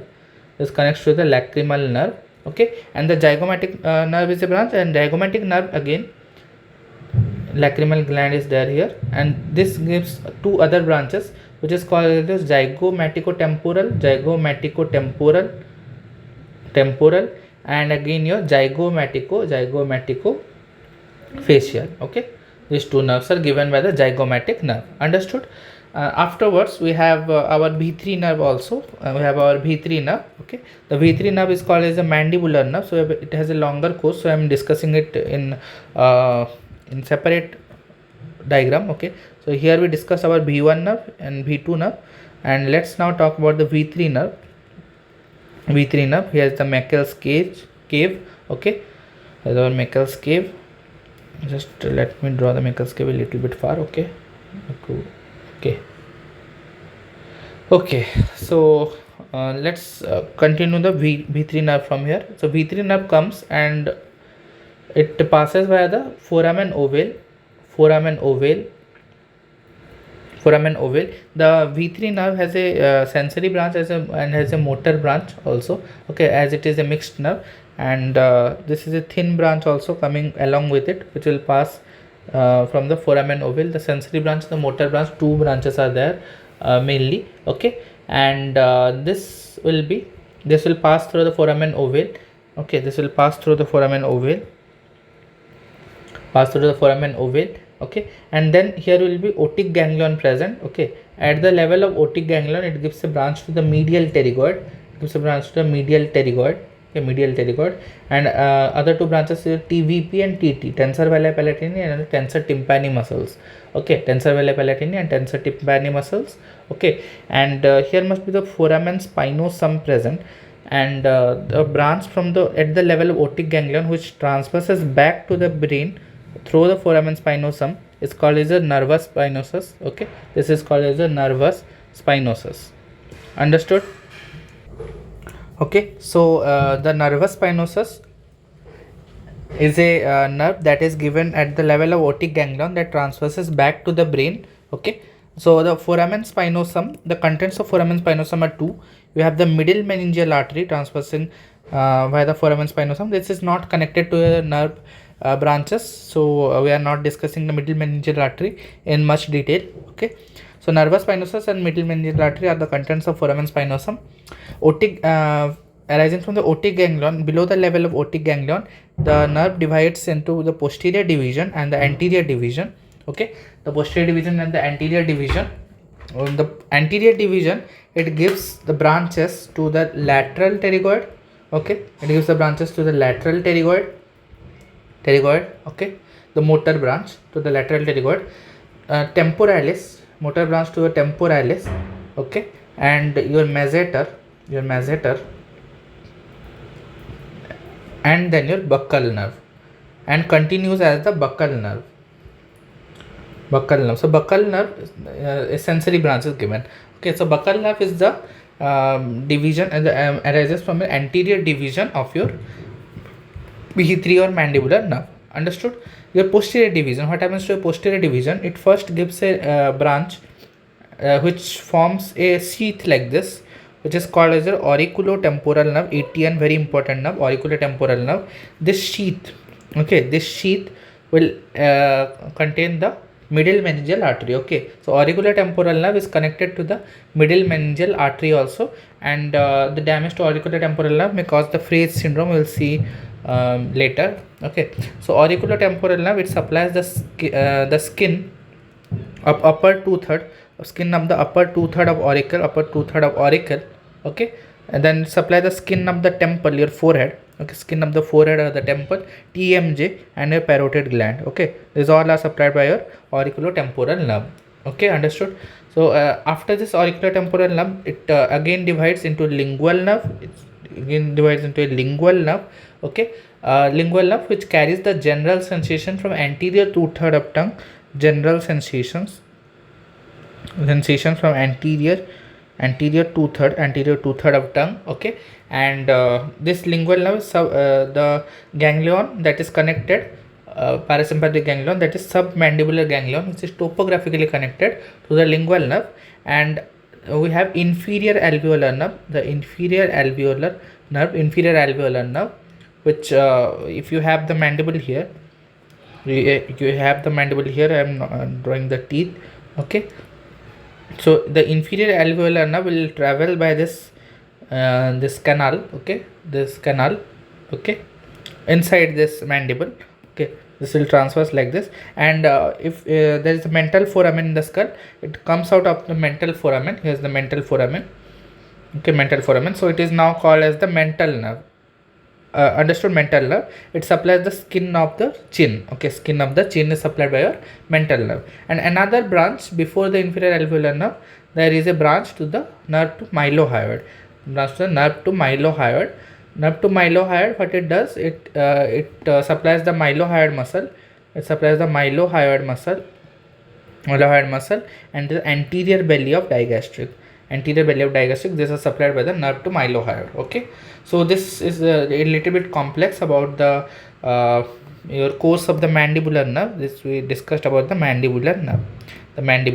Okay, so if I give an overview of the nerves, okay, just to improve your retention, your V1 nerve, V2 nerve, and V3 nerve. V1 nerve divides into frontal branch, nasociliary, and lacrimal branch. Sorry, your frontal branch is divided into your temporal branch. Okay, supratrochlear branch, and your supraorbital branch. Okay, nasociliary is connected topographically to the ciliary ganglion. Okay, divides into PEN, AEN, and ITN, the inferior trochlear nerve. Okay, this is the ITN which I draw here. Okay, where is the ITN, PEN, IEN, and this is ITN. Okay, this is ITN, and after that, the lacrimal nerve is innervating the lacrimal gland and giving a branch to the upper eyelid also. Then V2 nerve, which is also giving a branch to the lacrimal nerve. This branch is called as zygomatic nerve. Zygomatic nerve has two other branches, as zygomaticotemporal and zygomaticofacial nerve. Understood? Then this lacrimal nerve will this V2 nerve will transverse and give branches like PSAN, MSAN, and ASAN branches, the posterior superior alveolar, middle superior alveolar, and the anterior superior alveolar, and finally continue as the infraorbital nerve. And about the mandibular nerve comes where the foramen ovale, it transfers the foramen ovale. Okay, at the level of otic ganglion, it gives a branch to the medial pterygoid, TBP and TT. Okay, medial pterygoid, tensor veli palatini and tensor tympani, and again gives a branch which travels back to the brain, which is called as the nervus spinosus. Okay, which transfers by the foramen spinosum. Okay, foramen spinosum, and foramen spinosum another contains this middle meningeal artery. After that, OT ganglion, we have posterior division and anterior division. So anterior division will give branches to lateral pterygoid, temporalis, masseter and buccal branches, okay, to the buccal nerve, okay. So anterior division basically supplying the muscles of the mastication, and the posterior division is giving a branch is called the auriculotemporal nerve. Auriculotemporal nerve supplies the skin of upper two-third of auricle, skin of temple, TMJ and parotid gland. Okay, this auriculotemporal nerve has a sheath which incorporates your middle meningeal artery, which passes via the foramen spinosum later. Okay, it gives a branch, the posterior division. ATN is one of the branch. Another branch is your lingual nerve. Lingual nerve is topographically connected to submandibular ganglion, SMG. Okay, and lingual nerves carries the general sensation from the anterior two-third of tongue, and the inferior alveolar nerve is there, and the lump to mylohyoid is there. Inferior alveolar nerve comes by the mental foramen, forming the mental nerve which supplies the skin of the chin, and nerve to mylohyoid supplies the mylohyoid muscle as well as anterior belly of digastric muscles. Okay, a special point you must note that your buccal nerve, it pierces your this buccal nerve, this pierces the buccinator muscle, but does not supply it, okay. It pierces the muscle but does not supply. Exception is that, like your coracobrachialis was piercing the musculocutaneous nerve but was supplying it, but it pierces but does not supply it, okay. This buccal nerve, this supplies the skin and the mucosa of cheek, supplies the skin and the mucosa of cheek, just remember it, okay. After the trigeminal nerve, we go to another big nerve which is called as a facial nerve. So let's discuss the facial nerve. About the facial nerve, it is a mixed nerve. Okay, it is a mixed parasympathetic nerve. Okay, which arises from the origin point. The origin point of facial nerve is from your pontomedullary junction.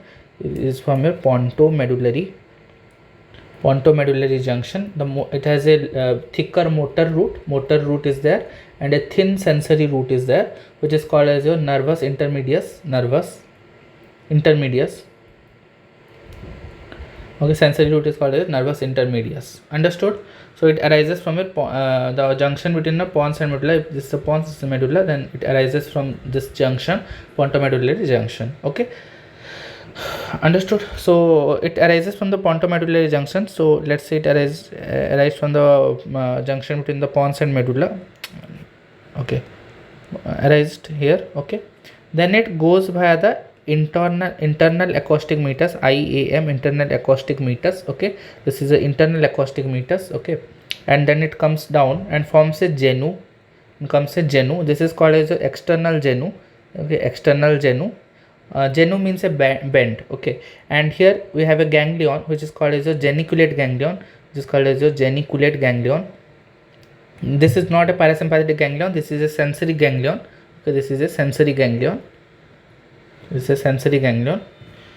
Okay, okay, let's trace the path afterwards. Okay, then we have the middle ear cavity. If you will discuss about the middle ear a little bit later. Okay, this is the middle ear cavity.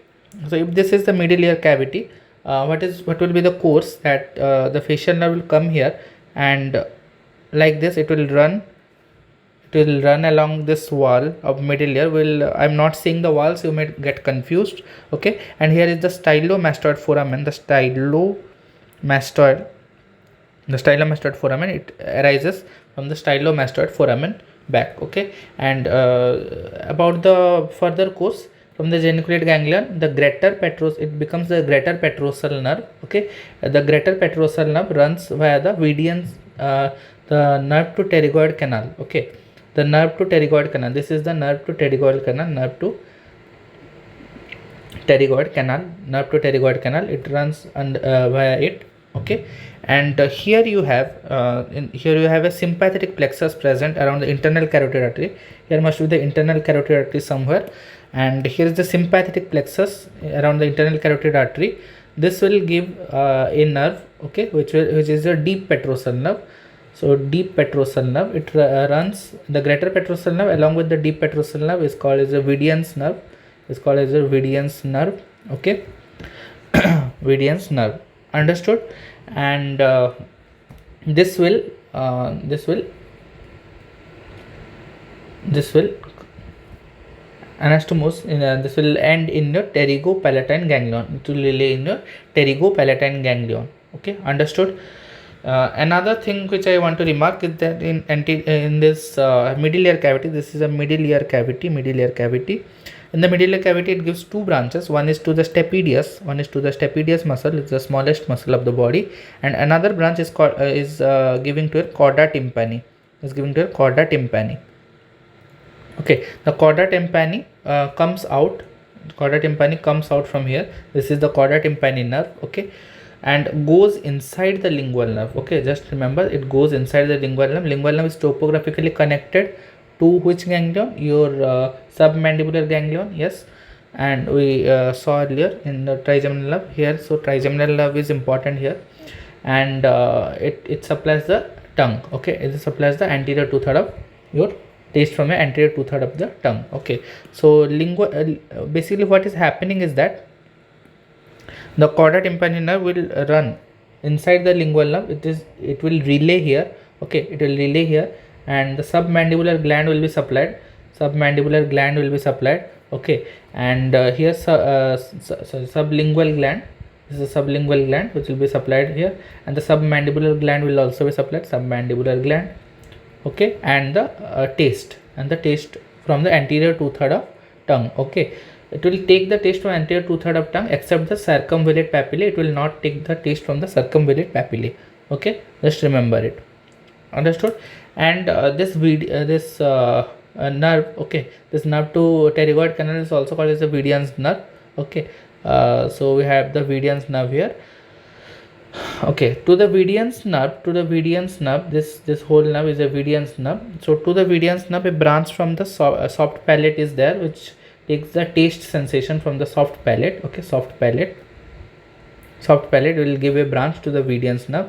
Okay, take a branch to the Vidian's nerve. Okay, it will relay in the pterygopalatine ganglion, and this pterygopalatine ganglion, from which it connects to the V2 nerve. What is the V2 nerve? The maxillary nerve. Okay, and the maxillary nerve will have a zygomatic nerve. Okay, maxillary nerve has zygomatic nerve, which was attaching to the lacrimal nerve. You remember? Okay, lacrimal nerve. Okay, and two other branches, your zygomatico-temporal and your zygomatico-facial nerve. Okay, two other branches. So by this it gives innervation to your lacrimal gland. Okay, so this is a secretomotor pathway for the lacrimal gland. So sometimes it is asked that what is the secretomotor pathway. Now, what is the secretomotor pathway of lacrimal gland, secretomotor pathway of your lacrimal gland?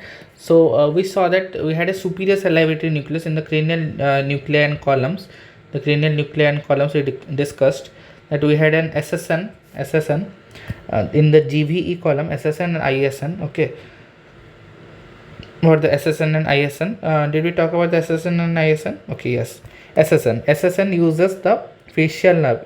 Do you remember? This uses the facial nerve and supplies the sublingual, submandibular and the lacrimal gland. Okay, now it is helping secretomotor pathway of your lacrimal gland. So you have the SSN via the VII nerve. Okay, this changes into the greater petrosal nerve. Relays into a pterygopalatine ganglion, which gives rise to a B2 nerve. Okay, it connects to B2 nerve.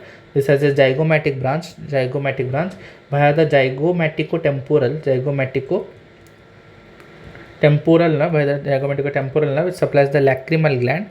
Okay, it connects to the lacrimal nerve. Okay, connects to the lacrimal nerve, which is called as a V1 nerve, and it supplies the lacrimal gland. Understood? Supplies the lacrimal gland. Okay, so this is the fact. Okay, zygomatico-temporal nerve which connects to your lacrimal gland. Understood? Afterwards, sometimes it is asked your secretomotor pathway for submandibular and sublingual gland. Okay, so we have the secretomotor pathway for submandibular and the sublingual gland. Okay, we'll discuss the secretomotor pathway for this.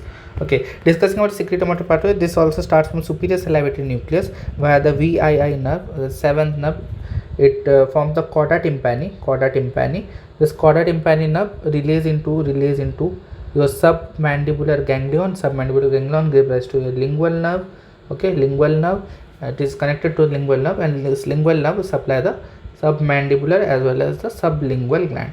Okay, let's talk about the your course of facial nerve is finished now. Okay, so I left somewhere this stylomastoid foramen. After coming from the stylomastoid foramen, okay, it has two branches. It will give first the branch to the posterior auricular nerve. This is called as the posterior auricular nerve. Okay, and it gives the branch, it will give the branch to the parotid gland. This is the parotid gland. Okay, so parotid gland has 5 branches, you know: temporal branch, your zygomatic branch, okay, upper buccal branch, okay, the marginal mandibular branch, and your cervical branch. Okay, this branches. Here is the duct of the parotid gland. Okay, between the upper buccal and the lower buccal. Okay, this upper buccal, and you can make a lower buccal too. Okay, buccal branch you can just remember, or upper buccal, lower buccal, you can do this like this. Okay, understood? And this posterior auricular nerve, what will do, it will supply the stylohyoid. This is the posterior belly of digastric, the auricular muscles, okay, and the occipitalis. Okay, auricular muscles and occipitalis. Just remember that the anterior belly of digastric we wrote here somewhere. Okay, okay, yes, the nerve to mylohyoid was supplying the anterior belly of digastric. Okay, the nerve to mylohyoid which arises from a posterior division of which nerve, your V3 nerve. Okay, V3 nerve, which is a part of your fifth nerve. Okay, this was supplying the anterior belly of digastric, and the posterior belly of digastric, is supplied by your posterior auricular nerve. This posterior auricular nerve is the continuation, is the branch of your facial nerve, VII nerve. Okay, just you have to remember this small facts. This you can't afford to forget, because some questions will be asked, like short answer type questions and all. Okay, understood? And here we have the 3 segments. We name the segments also, like this part from the internal acoustic meatus to the middle ear cavity. This segment is called as a labyrinthine segment. This is called as a labyrinthine segment. And from here to here, from this tympanic, in this roof of the tympanic cavity, this part is called as a tympanic segment. Okay, tympanic segment. And when it runs in this wall, okay, it runs along the wall. So here you have the mastoid segment. Okay, the mastoid segment. Understood? So just remember these 3 segments. Then afterwards, okay, you know the difference between lower motor neuron and upper motor neuron lesion. Okay, that upper motor neuron lesion produces contralateral paralysis of lower half of face, while the lower motor neuron lesion causes ipsilateral facial paralysis. So you just I have no time to explain it, as it is a revision. Okay, so just if you take the face like this, okay, and the mouth and nose like this, okay, this you have been reading in your physiology part also. You divide it like this. Just take the border here a little bit upwards from the nose. Okay, so if there is a LMN paralysis, UMN paralysis, upper motor neuron lesion, okay, UMN lesion, so there is contralateral paralysis of lower half of face. Okay, contralateral paralysis of lower half. Okay, lower half.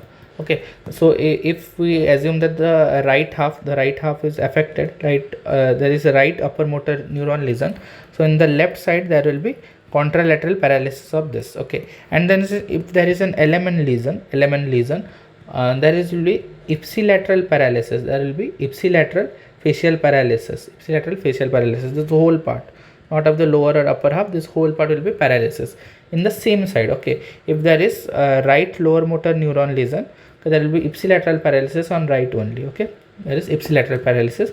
This paralysis is called as a Bell's palsy. The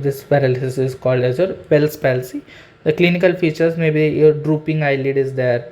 Okay, the eyelids will drooping eyelid, Okay, your asymmetrical smile will be there, asymmetrical smile, because the lower half of the face is paralyzed, so the smile will be asymmetrical, or asymmetrical smile will be there.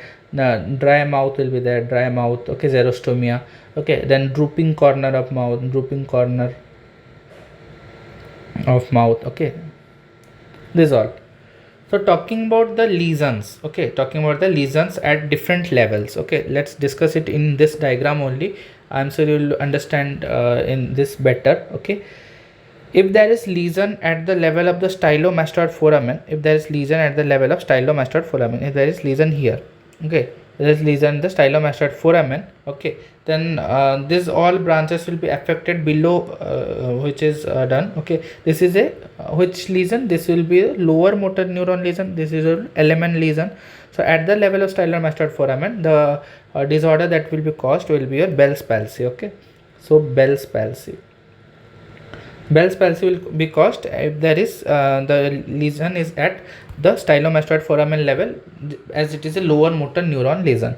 Okay, and if there is a lesion here at the B point, at the level of your chorda tympani nerve. Okay, at the level of your chorda tympani nerve. So just above the level of chorda tympani. So let's say the chorda tympani is paired. Okay, the chorda tympani is paired. So chorda tympani can supply your submandibular, sublingual, and your taste sensations are present. Okay, taste sensations are nearly present. Okay, so what will happen? This is your this is also your lower motor neuron lesion. Okay, so there will be ipsilateral facial paralysis, ipsilateral facial paralysis. Okay, as it is above the okay, what I told it mistakenly is that chorda tympani won't be swelled, because you see now, as it is above the level of your chorda tympani, so chorda tympani nerve will be affected now. So chorda tympani nerve is affected now.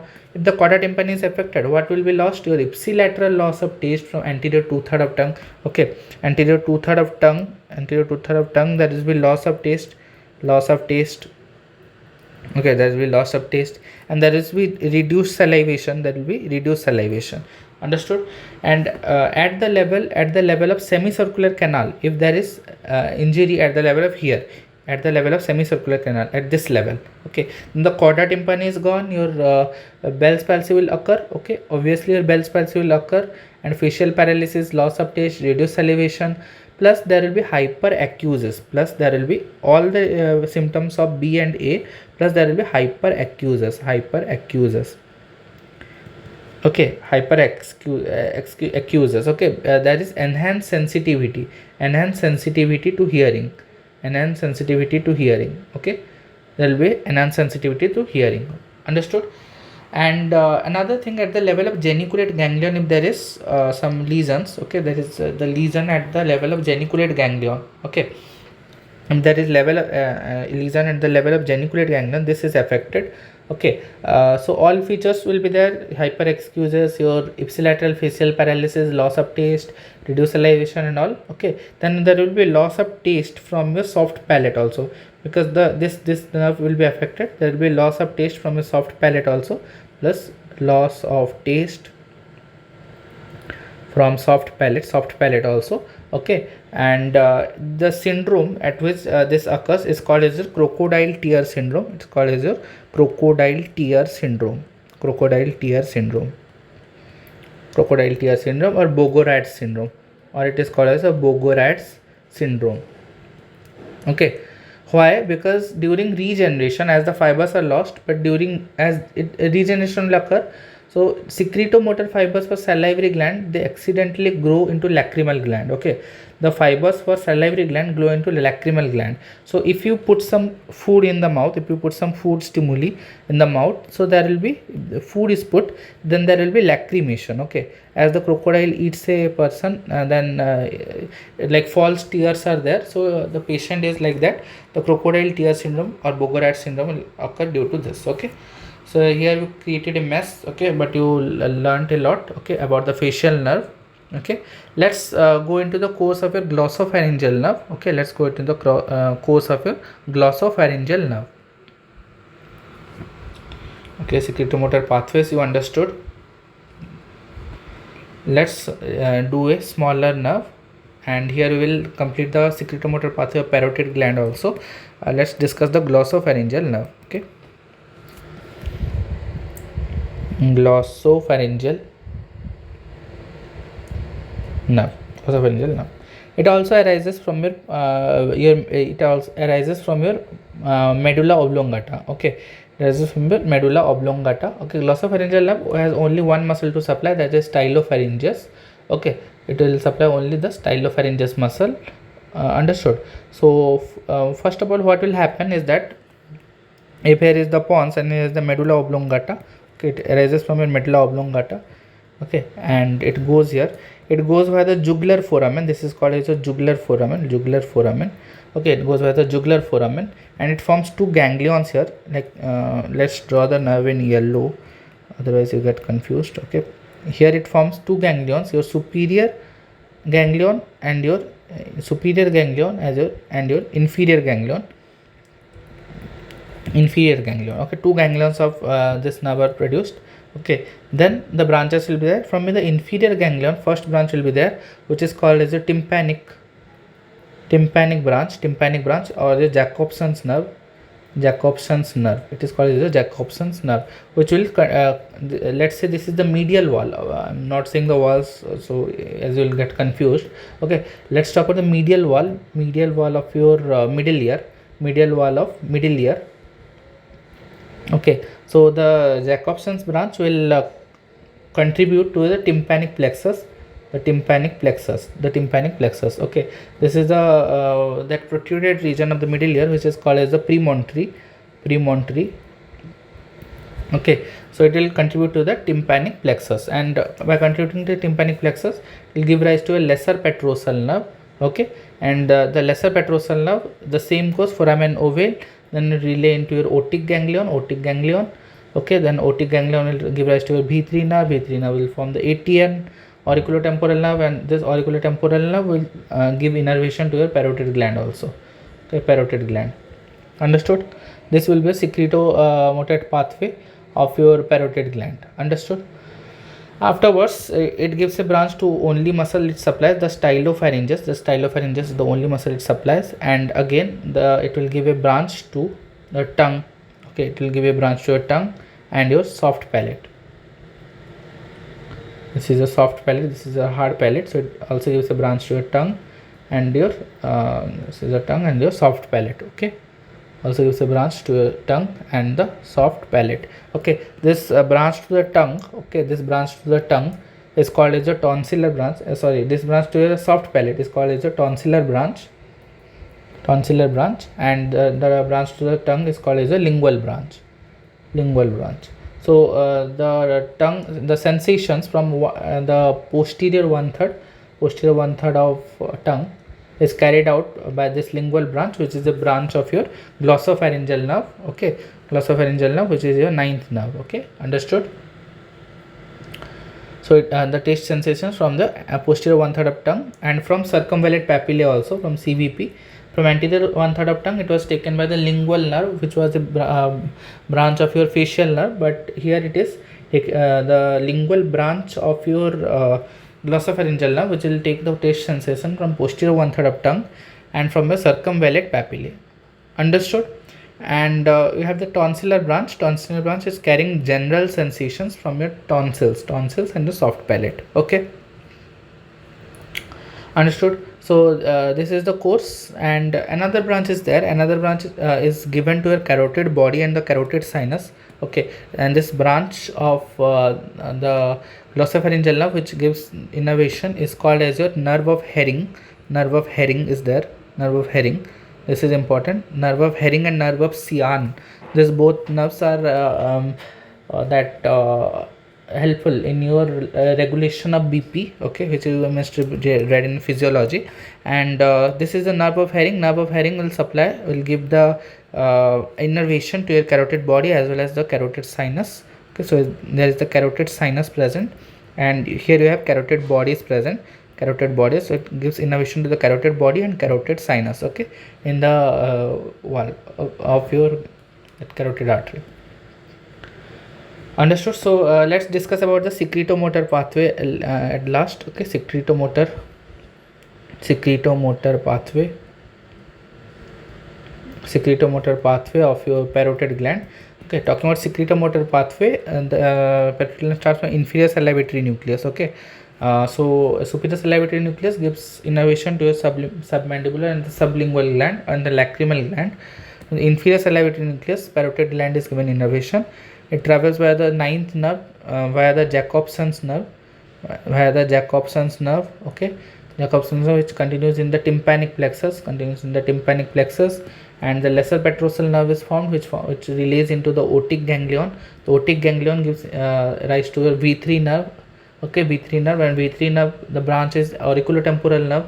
Okay, auriculotemporal nerve gives the secretomotor pathway to the parotid gland. Okay, so this is the whole secretomotor pathway of the parotid gland. It is somewhere asked. Okay, afterwards, so we finish the nerves which had the parasympathetic ganglions. Okay, like ciliary ganglion was topographic nerve, was the nasociliary nerve. Okay, and the functional nerve was the third nerve. Okay, the pterygopalatine ganglion, the topographic was the maxillary nerve, and the functional nerve was the greater petrosal nerve. For the submandibular ganglion, the topographic was the lingual nerve, the functional was the cauda tympani nerve. For the otic ganglion, the topographic nerve was again the trigeminal nerve branch, which is your mandibular nerve, and functional nerve was the lesser petrosal nerve or the ninth nerve. Okay, lesser petrosal nerve or the ninth nerve. Understood? So here we finish our glossopharyngeal nerve. Now let's talk about the vagus nerve. Okay, the vagus nerve is also a mixed nerve.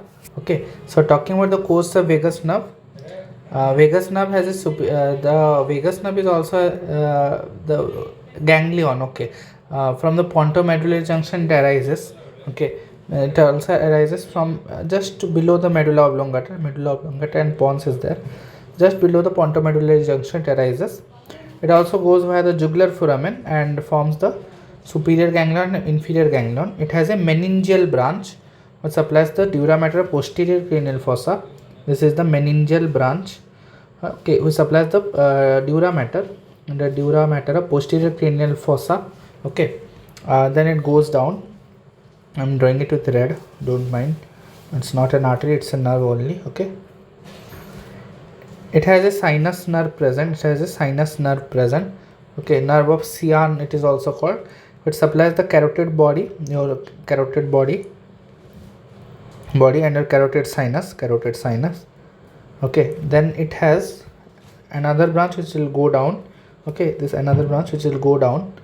Okay, it will go down. It will give branch to SCCB. What is SCCB? The superior cervical cardiac branch and the inferior cervical cardiac branch. Okay, in cervical cardiac branch, CCB for cervical cardiac branch. Okay, superior cervical cardiac branch and inferior cervical cardiac branch are the branches of your vagus nerve, and first branch is going to the meningeal branch, supplying the dura mater of your posterior cranial fossa, and the sinus nerve which is supplies the carotid body and your carotid sinus. Okay, afterwards we have a pharyngeal branch. Okay, we have a pharyngeal branch. This is the pharyngeal branch. Okay, pharyngeal branch it gives innervation to the pharyngeal plexus. Okay, this will give innervation to the pharyngeal plexus, and again your superior laryngeal nerve, which is also a branch of vagus nerve. Okay, and here it divides into formation of your ELN and ILN. Okay, inferior laryngeal nerve and your external laryngeal nerve. Okay, so what parts it supplies, let me tell you. This is the hyoid bone, then this is the thyrohyoid membrane. Okay, this is the thyrohyoid membrane.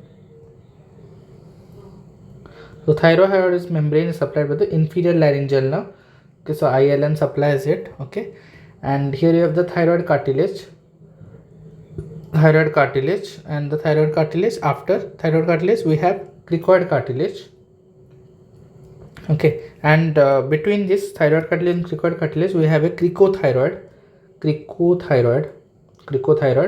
which is supplied by your ELN. Okay, it's supplied by your ELN, and then you have another laryngeal branch. Okay, which arises from here and goes down turns around the arch of aorta. This is the arch of aorta and goes to the cricoid cartilage. Okay, this is called as a recurrent laryngeal nerve. This nerve is called as a recurrent laryngeal nerve, RLN. Okay, recurrent laryngeal nerve. Understood? This is called as a recurrent laryngeal nerve. Another branch I left here in meningeal branch. After meningeal branch, there is an auricular branch also. There is an auricular branch also. Is auricular branch. Okay, which supplies the skin of the external skin of external acoustic auditory canal and adjacent areas. Okay, this is the auricular branch. This is the auricular branch. So auricular branch is supplying the skin over the EAC. This is also called as the Alderman's nerve, the Alderman's nerve, the Alderman's nerve, or your Arnold's nerve, the Arnold's nerve. Okay, understood? So after this, just I told a mistake here. There's a mistake here that the recurrent laryngeal nerve does not supply the cricoid cartilage. It supplies it supplies the cricoid cartilage, but it also supplies the mucosa of larynx below the vocal cord and all muscles of larynx except cricothyroid. So except cricothyroid, all muscles of that larynx. Okay, we have larynx muscles. So except the cricothyroid,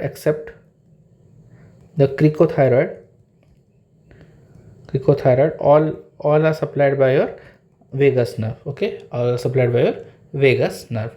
Okay, and vagus nerve is a wide range of effects, like it goes to the stomach, the liver, contributes to the esophageal plexus, forms the celiac plexus, and below the small intestine it is also seen. Okay, then let's talk about another nerve which is called as your spinal accessory nerve. Okay, let's talk about your spinal accessory nerve, your 11th nerve.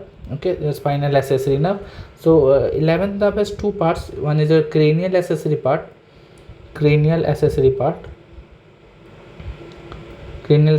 which comes from the nucleus of nucleus ambiguous. Okay, and the spinal accessory part which comes from C1 to C5 segments. This is your spinal accessory part. So if we take the medulla oblongata here and the pons here. Okay, let's take the medulla oblongata like this, medulla oblongata, and this is the your pons. Okay, this is not the pons, this is a spinal cord only. Okay, I am writing pons. Okay, so starting from medulla oblongata, there is your nucleus ambiguous, and the nucleus ambiguous, this is a foramen magnum. Okay, this is a foramen magnum, and here we have segments C1, C2, C3, C4, and C5 segments. Okay, so the nerve arises from all of these segments. Okay, it arises like this. Okay, arises like this.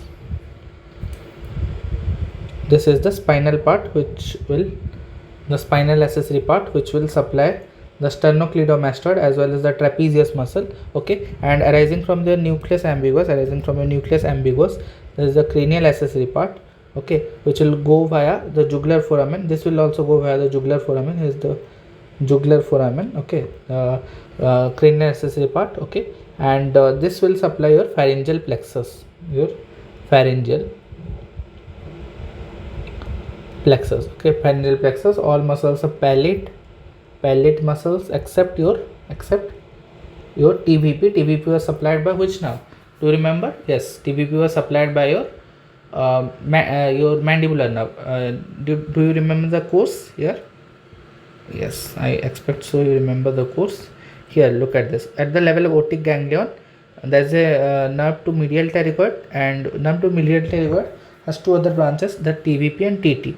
Okay, TVP and TT, these are supplied by your that B3 nerve, your mandibular nerve. Okay, and this except this TVP, all the palate muscles that are supplied by your that accessory nerve, or your 11th nerve. Okay, accessory nerve or your 11th nerve.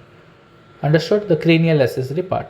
Okay, and it also supplies all the muscles of pharynx muscles, all the muscles of pharynx except your stylopharyngeus. Do you remember which muscle is supplying the stylopharyngeus? Okay, one, there is only one muscle supply, only one, it has to supply only one muscle. Okay, glossopharyngeal nerve, the ninth nerve was supplying your stylopharyngeus muscle. Okay, except this stylopharyngeus, all the muscles of pharynx, are supplied by your this 11th nerve. Understood? And this spinal accessory part will only supply the sternocleidomastoid and your trapezius muscle. Understood? So this will complete your accessory nerve. Okay, let's talk about your hypoglossal nerve now. Let's talk about your hypoglossal nerve. Hypoglossal nerve has a nucleus. The 12th nerve nucleus is present in the medulla. Okay, and you have like this arising from C1, C2 and C3. Okay, C1, C2 and C3. Okay, so from this 12th nerve nucleus, you will get a direct branch to the tongue. Okay, the majority of tongue is supplied by the hypoglossal nerve. Okay, and it moves by the hypoglossal canal. It's a hypoglossal canal by which it is supplied. Okay, afterwards it supplies all the muscles of tongue, okay, except your palatoglossus. Your palatoglossus is supplied by your xi nerve. Okay, the palatoglossus is supplied by your this 11th nerve. Okay, this 11th nerve also supplies the palatoglossus muscle. Okay, so palatoglossus is basically a palate muscle also, so it is the palatoglossus is supplied by your this 11th nerve. Okay, and again all the muscles except palatoglossus are supplied by your hypoglossal nerve. Okay, that is your 12th nerve. After this we have another part of this. Another part is your which arises from your C1. Okay, it arises from a C1 segment. Okay, arises from C1 segment and goes along with the nerve and gives innervation to geniohyoid muscle and your thyrohyoid muscle geniohyoid and the thyrohyoid muscle. Okay, geniohyoid and the thyrohyoid muscles. Okay, and here you have the branch which is called as a descendants hypoglossi. Okay, it will give a branch to your omohyoid also, superior belly of omohyoid. Okay, and then from arising from C2 to C3 we have another part of this will go like this. Okay, and connect to here. This is called as the descendants cervicalis and the descendants hypoglossi. This both, okay, when they combine with each other, this is called as ansa cervicalis. Okay, ansa cervicalis. This ansa cervicalis will give 3 branches. Okay, it has like 3 branches. One is give branches to the sternohyoid. Okay, and then another branch to the sternohyoid and the inferior belly of omohyoid. Okay, inferior belly of omohyoid. Understood? Inferior belly of omohyoid. And another thing I want to remark, that this C1 arising from C1, it also gives a branch to the dura mater of posterior cranial fossa also. Okay, dura mater of posterior cranial fossa also. So we have strap muscles. Okay, some things called as strap muscles. Okay, so strap muscles are midline muscles of neck below the hyoid bones. So strap muscles, these are present in the midline. Below the hyoid bone, below hyoid. Okay, so all strap muscles are supplied by your ansa cervicalis. Ansa cervicalis supplied all strap muscles except 2 strap muscles, except your geniohyoid and your thyrohyoid. We saw earlier, geniohyoid and thyrohyoid. These 2 muscles which are supplied by your descendants that the nerve that is hypoglossal canal, coming from the hypoglossal canal, it supplies the geniohyoid and your thyrohyoid muscles. Okay, understood? Okay, So what exceptions we learned. First of all, that all muscles of mastication are supplied by your anterior division of your B3 nerve, but medial pterygoid is supplied by the trunk of B3 nerve. Okay, supplied by the trunk of B3 nerve. Just look at this. If we talk about the B3 nerve again, just look at this. It is the trunk of B3 nerve. It is supplied by the trunk. Okay, medial pterygoid. But all the muscles of mastication are supplied with the anterior division. Okay, anterior division, lateral pterygoid, temporalis, masseter. Okay, the all muscles of palate, all the muscles of palate are supplied by your 11th nerve. By, you can write vagal accessory complex, VAC. Okay, all the muscles of palate supplied by your 11th nerve via the 10th nerve. Okay, using the 10th nerve, except your TBP. Except your TBP is supplied by your this B3 nerve only. Okay, TBP. We discussed about this. All the muscles of pharynx are supplied by your cranial nerve 11th via the vagus nerve, but except your stylopharyngeus. Stylopharyngeus is supplied by your glossopharyngeal nerve. Okay, it's supplied by your glossopharyngeal nerve. Likewise, all the muscles of larynx are supplied by the recurrent laryngeal nerve. It gives innervation to all muscles of larynx except your cricothyroid. Cricothyroid, which is supplied by the external laryngeal nerve. External laryngeal nerve. Likewise, all the muscles of tongue, palatoglossus. Palatoglossus is also supplied by the vagal accessory complex. Vagal accessory complex. All the muscles of strap muscles are supplied by ansa cervicalis, but your thyroid and geniohyoid are supplied by C1 nerve via the hypoglossal canal. Understood? If you understood about these nerves, okay, about these important nerves, then let's move on to arteries. Some arteries. Okay. Understood? So arteries, we have first to discuss the external carotid artery. So external carotid artery have about 8 branches. Okay, have about 8 branches. So you can remember the mnemonics. Some anatomists like freaking out poor medical students. Okay, some anatomists like freaking out poor medical students, in which this sum, it stands for superior thyroid artery.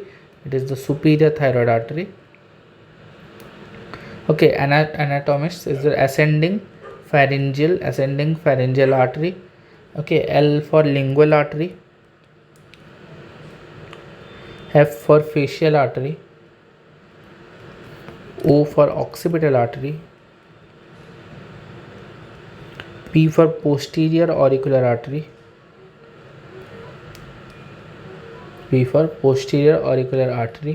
okay, and M for maxillary artery,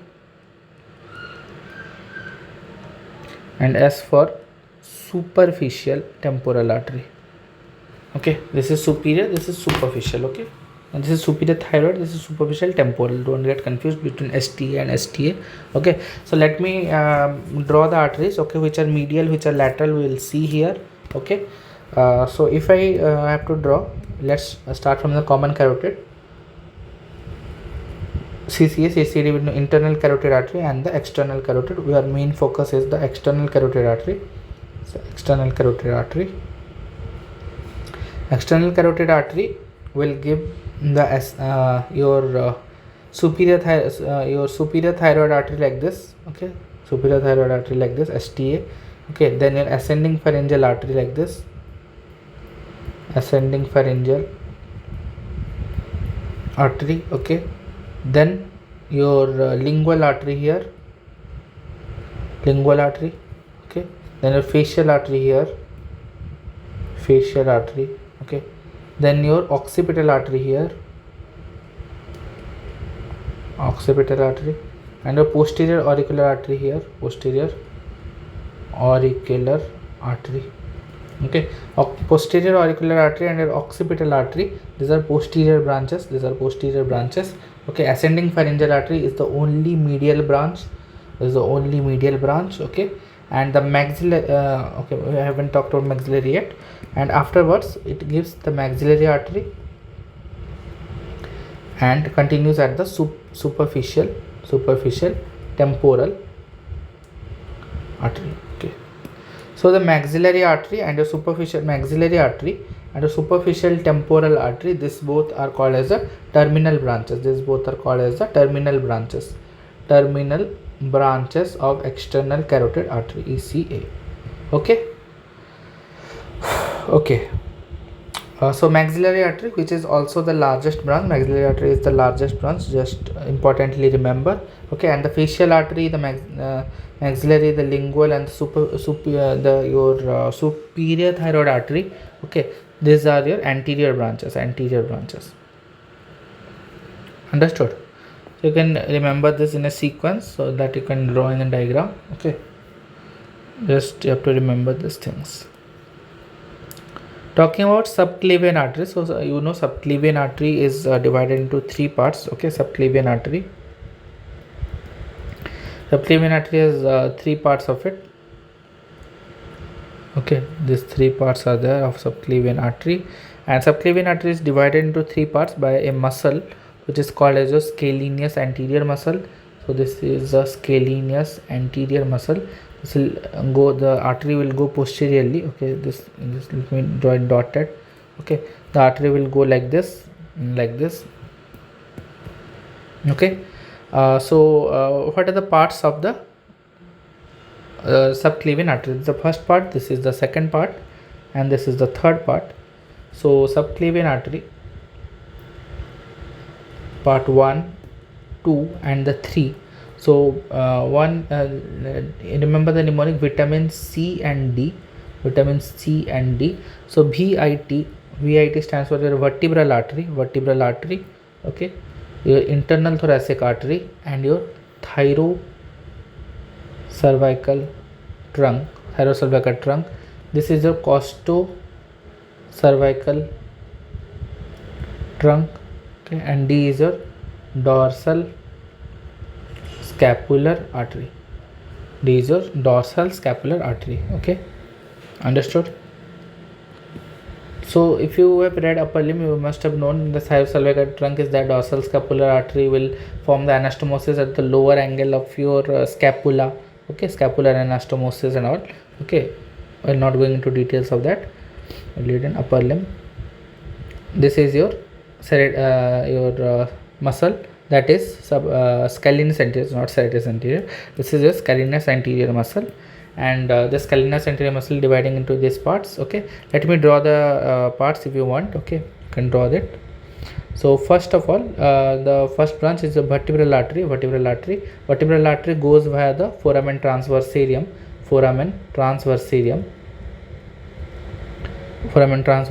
of C6 and C7 level. Okay, this will go via this, and again you have thyrocervical trunk, TCT. Okay, thyrocervical trunk has three branches: inferior thyroid artery, okay, the suprascapular artery, and the transverse cervical artery. Okay, and the deep branch of the transverse cervical artery, okay, is called as your dorsal scapular artery.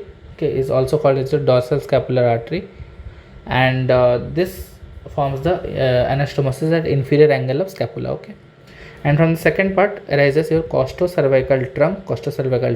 Okay, and from the third part, costocervical trunk, let me tell you a bit more. Costocervical trunk continues at the superior intercostal artery, and then divides into first and second posterior intercostal arteries. Okay, then about the third part will give a branch. Only one branch is the dorsal scapular artery, if it is present. Okay, if it is present, it may be present here, or it may be seen as a continuation of your transverse cervical artery. Okay, understood? So vertebral artery, then your thyrocervical trunk. Okay, one artery we left, that is your internal thoracic artery, which is a mammary artery. Okay, and the thyrocervical trunk divides into three parts: your inferior thyroid artery, okay, your thyrocervical trunk, and your suprascapular artery. Understood? Okay, So these are the branches of your subclavian artery. Okay, after the subclavian artery, you just have to know what structures are passing before that scalenus anterior muscle. Okay, what are the structures that are passing deep or passing superficial to your scalenus anterior muscle. Okay, and how the structures are oriented. So let's say this is your scalenus anterior muscle. Let me draw the muscle in white. Okay, so let's say this is a scalenus anterior muscle. Okay, and this must be your clavicle. This is your clavicle. Let us add some pages. We will require more pages. Okay, let's say this is your clavicle. Let's say this is your clavicle. Okay, this is your clavicle. The subclavian vein. Okay, the subclavian vein passes superficial to it. Okay, so here you can see the subclavian vein passing in front of it. Okay, this is the subclavian vein, and the subclavian artery which will pass deep to it. Okay, this is the subclavian artery passing deep to it. Okay, and the branches, the suprascapular artery. Okay, and the transverse cervical artery, and the inferior thyroid artery, thyroid artery. Okay, understood. So I have drawn the TCT. Okay, you can observe the TCT, and then you can observe the cords of brachial plexus. Here you can observe the cords of brachial plexus oriented here. And okay, and then you can note the presence of your carotid sheath. What are the contents of your carotid sheath? Your carotid sheath contains your internal carotid artery. Okay, there ICA must be present. Which nerve is present? Your vagus nerve. Okay, and what vein is present? Your internal jugular vein. Okay, your IJV is also present in the carotid sheath. Okay, also present in the carotid sheath, and your phrenic nerve must be arising like this. This is your phrenic nerve. Okay, and this muscle is your scalenus anterior muscle. Okay, so after this we finish the arteries. Let's start with the triangles of neck. So we have many triangles of neck. Okay, so let me draw the triangles of neck. So first of all, about the triangles of neck, let us draw a diagram. So this is the base of the skull. Let me draw the base of the skull. This is the base of the skull. Okay, I'm not drawing the whole mandible and all. Okay, this is the neck. Okay, we have to discuss the neck triangles only. Okay, here is the manubrium. This is the manubrium of the sternum, and here you have the clavicle. Okay, the clavicle, I've drawn the wrong curvature about the clavicle. Clavicle must be shaped like this. If you see in this section, like this. Okay, the clavicle. Okay, understood. So we have to discuss the triangles of the neck. So here we have the muscles. Okay, here have the muscles. The sternocleidomastoid arises from here like this. Okay, so this muscle is your sternocleidomastoid muscle. Okay, sternocleidomastoid muscle. And here we have which muscle? Here we have the trapezius muscle. Here must be the trapezius. Okay, this is the sternocleidomastoid. This is the trapezius. Okay, this is the anterior belly of digastric. Okay, here is the posterior belly of digastric. Okay, and here you have the sternohyoid. Okay, SH, and your okay, done.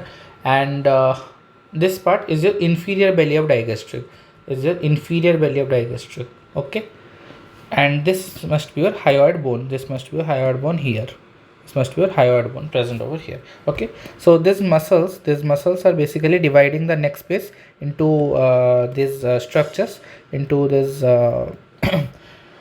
triangles. Okay, which are called as the neck triangles. Okay, so we are basically discussing the neck triangles. So this muscle, what is this? This is a trapezius. This is a sternocleidomastoid. Okay, this is the inferior belly of digastric. Okay, this is your clavicle. I have labeled. This is the anterior belly of digastric. Okay, this is anterior belly of digastric, and this is the posterior belly of digastric. Okay, the posterior belly of digastric, and this is the sternohyoid muscle. Okay, SH, and this is the hyoid bone. Okay, so you have the anterior triangles of neck and the posterior triangles of neck. First of all, let's discuss the anterior triangles of neck. So anterior triangles, we can name them from 1 to 4. So this all are the anterior part of neck. So this all form the anterior triangle of the neck. Okay, this is all from the anterior triangle of the neck. Anterior triangle of the neck. These are the anterior triangles of the neck. Okay, naming the anterior triangles. First of all, this one, this anterior triangle. Okay, this one is named as the carotid triangle. This one is named as the carotid triangle. Okay, this one is named the carotid triangle. The second one is called as a digastric triangle. The digastric triangle, because the two bellies, the anterior belly of digastric and the posterior belly of digastric, are forming the boundaries. Okay, the third one is a submental triangle. This is a submental triangle. And the fourth one, this one is a muscular triangle. This one is the muscular triangle. Okay, and then if you look at the posterior part, you will see the posterior triangles of neck. Okay, so here is the posterior triangle of neck. In this posterior triangle of neck, it has two parts. The first part, the A part, it is the occipital triangle. It's the occipital triangle. Okay, and the second part, B, the subclavian or your supraclavicular triangle. Understood? So these are your triangles of neck. After learning about the triangles of neck, okay, let's first of all, let's finish the smaller triangle. So this submental triangle have no other contents rather than submental lymph nodes. Okay, the content is a submental lymph nodes. Okay, and this muscular triangle, the contents are the strap muscles. Okay, contents are the strap muscles. Let's talk about the triangles in details. Okay, so about the posterior triangle, let's discuss the posterior triangle. Okay, and then we'll discuss the contents of the posterior triangle and all. Okay, so discussing about the posterior triangle, first we'll discuss the posterior triangle as a whole, then we'll discuss the carotid triangle. Okay, after discussing the carotid triangle, we'll go to the digastric triangle. Okay, and after discussing the digastric triangle, okay, we will see the contents and all. We'll will not discuss the submental muscular in detail. Okay, first let's talk about the posterior triangle. Posterior triangle means this triangle of neck. Okay, this is the posterior triangle of neck. So I am talking about the posterior triangle of neck. So posterior triangle of neck, let's discuss this. So boundaries, what are the boundaries? You can well observe here. Okay, this must be the posterior triangle of neck, where this boundary is the trapezius. Okay, the trapezius which border? Your anterior border of trapezius, which is forming the posterior relation. From the posterior boundary, and anterior border of trapezius from the posterior boundary, and posterior border of sternocleidomastoid. This SCM muscle is there. Sternocleidomastoid, its posterior border, sternocleidomastoid posterior border is forming the anterior boundary. Okay, posterior boundary is trapezius, anterior boundary is the sternocleidomastoid. Okay, and your base is the middle one third of clavicle. This base is the middle one third of clavicle, and the apex is the junction of SCM and trapezius. At which line this occurs? This junction occurs at the superior nuchal lines. Okay, this occurs at the superior nuchal lines. Understood? What is the roof? If you ask about roof, first you will encounter the skin and the superficial fascia. Okay, you will have a superficial muscle, which is the platysma muscle will be there, and an investing layer will be there. Okay, the investing layer will cover here. Okay, in the roof part of the deep cervical fascia. Okay, then in the roof, and other structures are also present in the roof. Okay, other structures are also present. Let us draw the posterior triangle. If I draw the posterior triangle like this, okay, then you will see some nerves and some your vessels. Okay, so some nerves and vessels. Okay, first you will see the external jugular vein here in the superficial part. That means in the roof also, in the roof you will see the external jugular vein. Okay, this is the EJV. External jugular vein present in the roof.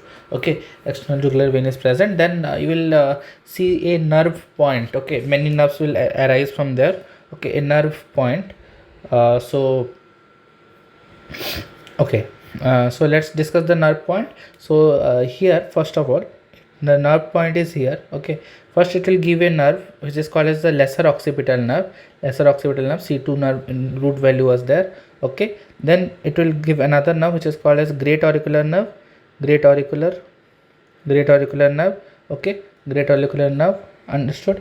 And then another nerve which goes deep to the external jugular vein, goes deep to the external jugular vein, which is called as the transverse cutaneous nerve of neck. Transverse cutaneous nerve of neck. The lesser occipital nerve, your great auricular nerve, and the transverse cutaneous nerve of neck. Okay, and deep to this is the supraclavicular nerve. This is the supraclavicular nerve, which divides into medial part, intermediate part, and the lateral part.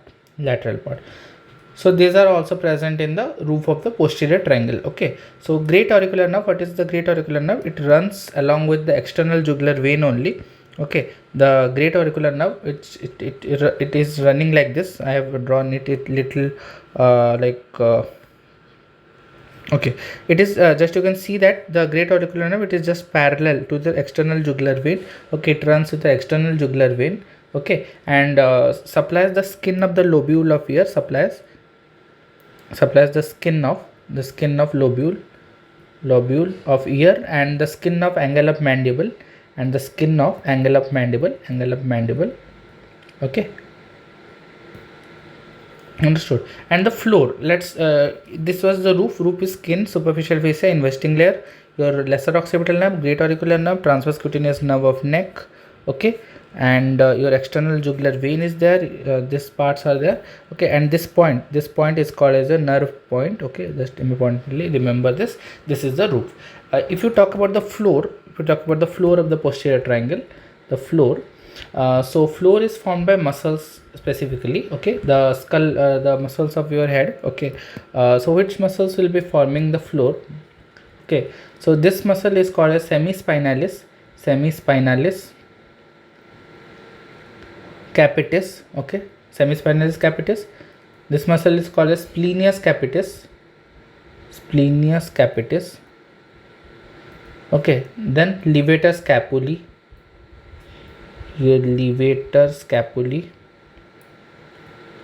then your let me draw the fibers correctly. Okay, your scalenus anterior. Okay, then your scalenus medius here, like this, scalenus medius, and your scalenus posterior. This one is the scalenus posterior.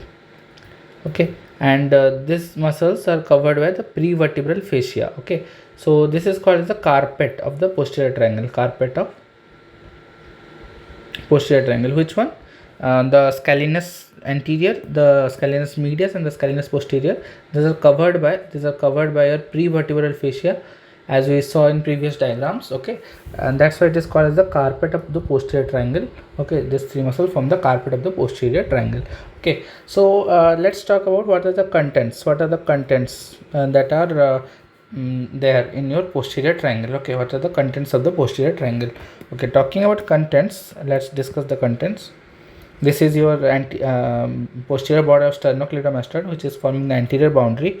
This is your anterior border of your trapezius, which is forming the posterior boundary. The base is formed in the middle 1/3 of clavicle, and the apex is by the junction point of SCM and trapezius at the superior nuchal line. Okay, so these are the boundaries. Okay, roof is you saw the roof. Okay, which were being formed. Okay, so the roof also, this nerves come from the posterior part and get out. Okay, in the roof. Okay, so the nerves, which the roof also are its contents. Okay, the roof also are its contents. Okay, the initial part of lesser occipital nerve, the great auricular nerve, the transverse cutaneous nerve of neck, and the supraclavicular nerve, all three are the contents also. Okay, and external jugular vein also. Okay, external jugular vein also. So here in the contents, you can see the subclavian vein. Okay, subclavian vein will give rise to your external jugular vein, okay, which will be present over here, and again your subclavian artery too, so subclavian vessels must be present, okay. Here it is divided into omohyoid muscle must be there, omohyoid, okay, omohyoid muscle, okay. So here we can have the trunks of brachial plexus. So here you have trunks of brachial plexus, okay, trunks of brachial plexus must be there, okay. And which nerves must be present over here, let me tell you. So here you have an artery which is called as occipital artery, okay, occipital artery, and which nerves, so let me tell you, the spinal accessory nerve, okay, the the 12th nerve, okay, the 12th nerve, okay. And for proprioception we have C3 and C4 also, C3 and C4 nerves also, these are proprioceptive, okay. And some lymph nodes present in this region, okay. These are the occipital lymph nodes, present, and here also we have some lymph nodes present, okay. So the point is that if the 12th nerve is injured in this region, if there is injury to 12th nerve, okay, then the sternocleidomastoid is spared and the trapezius is paralyzed, okay. Just remember this fact, this is of diagnostic importance, okay. Then what more we have to discuss, that trunks of brachial plexus, I said trunks of brachial plexus, so we just have that in mind, the upper trunk, the middle trunk, and the lower trunk, okay. All these trunks, you can write the nerves of upper trunk also, the suprascapular nerve and your nerve to subclavius, you can write this also, okay. Subclavian vein, artery are present, dorsal scapular artery must be present, okay, lymph nodes are present and all, okay. The spinal accessory nerve, the important point is that, which I was telling about spinal accessory nerve, the this 11th nerve, this is not the 12th nerve, this is the 11th nerve, and that's a mistake by my side, okay. This is the 11th nerve. So if the 11th nerve is lying in the contents of this posterior triangle, but it is superficial to prevertebral fascia, okay. As it is superficial to the prevertebral fascia, it is like if you remove the lymph node removal surgeries are there. As it is superficial to the prevertebral fascia, the trapezius, okay, it is paralyzed because it is covered by the your investing layer, okay. And trapezius is paralyzed, but sternocleidomastoid, this is spared, okay. The sternocleidomastoid is spared. So what will occur if trapezius is paralyzed? You will have difficulty in shrugging the shoulder or overhead abductions, okay, because trapezoid helps in the overhead abduction now, that's why. So after this, let's move on to the anterior triangles, okay. First we will discuss about the carotid triangle, this one. So let me start with the carotid triangle.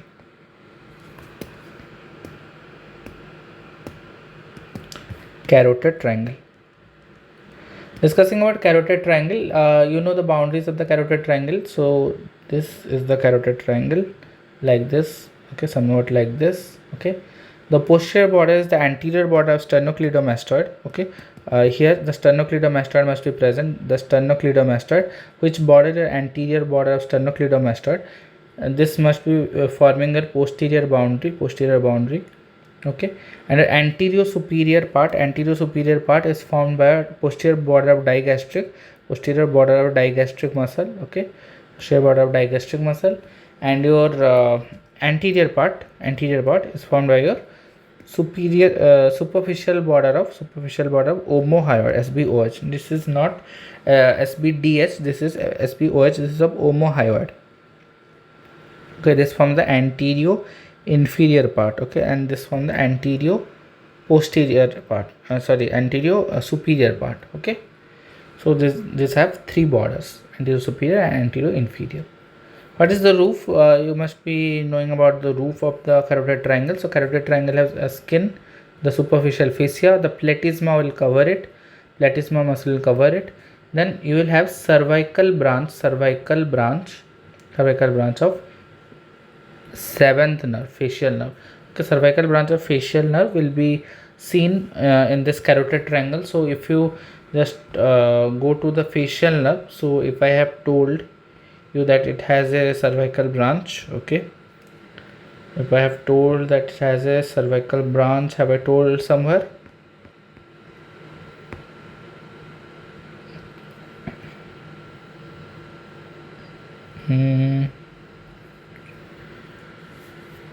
Yeah, here you can just see there is a posterior auricular nerve. Okay, there is a posterior auricular nerve, okay, which is supplying your sternocleidomastoid and your posterior belly of digastric, your auricular muscles occipitalis. Okay, here you have cervical branch too, which is supplying mainly your carotid, your is seen in the roof of your carotid triangle. Okay, so this is also there. Let's not go into much detailing now. Okay, skin superficial is a platysma, cervical branch of seventh nerve, and transverse cutaneous nerve of neck. Transverse cutaneous nerve of neck, this is also present here. Okay, transverse cutaneous nerve of neck is also present here. Yeah, you must have seen the transverse cutaneous nerve of neck somewhere here. Okay, this one. Okay, this is also present in your roof of your posterior triangle, and it is also seen in the roof of your carotid triangle. Understood?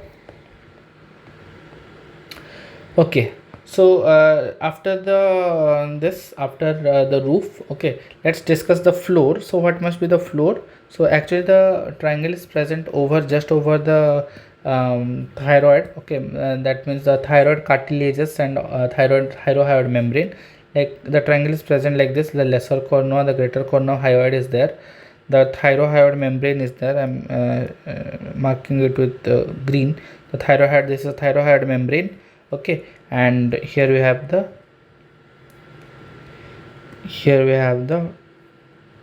larynx. Okay, sorry, the pharynx. Okay, and we are talking about what are the muscles here. Okay, what are the muscles here? So here we have a muscle called as a hyoglossus muscle. Okay, this is a hyoglossus muscle, hyoglossus, and here you have the middle constrictor. Okay, and then you have the thyrohyoid muscle. Here you have the thyrohyoid muscle, okay, and you have the inferior constrictor also, inferior constrictor. So what is the floor? Floor is formed by muscles. Which muscles? Okay, the hyoglossus muscle, the distal part of the hyoglossus muscle, the near the attachment. Okay, and which muscle? Your thyrohyoid muscle, then your inferior constrictor and your middle constrictor. Okay, middle constrictor. Understood? Okay, so now a important question which comes. Okay, an important question is about ansa cervicalis and what are the structures between ECA and ICA. Sometimes it is asked. Okay, what are the structures between ECA and ICA, and by that we will get to know the contents of the carotid triangle also. So carotid triangle, a wide range of contents which we will get to know if we do this, the ECA and ICA part. Okay, we will do the ECA and ICA part. Okay, let's try it. So first we'll draw the common carotid artery. Okay, let's first draw the internal jugular vein first. Okay, this is IJV, your internal jugular vein. Okay, ICA and ECA will be like this. CCA, common carotid artery, ICA will be here and ECA will be here. Okay, so this is the arrangement. Okay, so there is the vagus nerve which is going down. Okay, here the vagus nerve starts between the ICA and CCA and your IJV. Okay, this is a vagus nerve, Just remember, these were the contents of your carotid sheath for your referral. ICA, your vagus nerve, and IJV. Okay, vagus nerve is running like this. Okay, vagus nerve is running like this. And which other nerves are forming? Okay, so let's observe this. First of all, we have the ninth nerve. Ninth nerve will pass superficial to the ICA but deep to the ECA. So this is the ninth nerve. Okay, then we have the pharyngeal branch of the vagus nerve, which will run alongside, okay, in the same manner as the ninth nerve. Okay, this is the pharyngeal branch of vagus nerve, pharyngeal branch of vagus nerve, which will be lying like this. Okay, then we have the internal laryngeal nerve, okay, which will run deep to the internal carotid as well as deep to the external carotid artery. Okay, the internal laryngeal and the external laryngeal nerve, internal laryngeal as the external laryngeal nerve, which will lie deep to this, then deep to this. Okay, and divide into internal laryngeal nerve and your external laryngeal nerve. Okay, and then your 12th nerve is there, which will lie just superficial to all the structures present over here. So 12th nerve will be passing like this. This is your 12th nerve. Okay, this is your 12th nerve. And then a spinal accessory nerve will also be present. Okay, spinal accessory nerve, which will pass superficial to your internal jugular vein. This is the spinal accessory nerve. So spinal accessory nerve. Okay, and from this 12th nerve, this is the 12th nerve. Just trace with me. This is the 12th nerve coming down.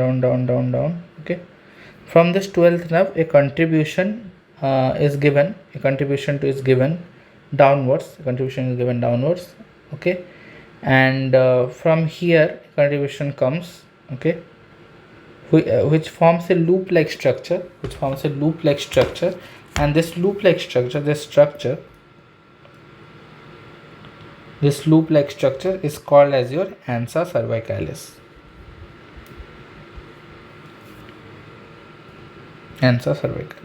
Understood? Okay.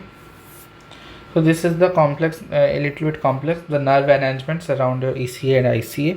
Okay. Then a question is asked: the structures between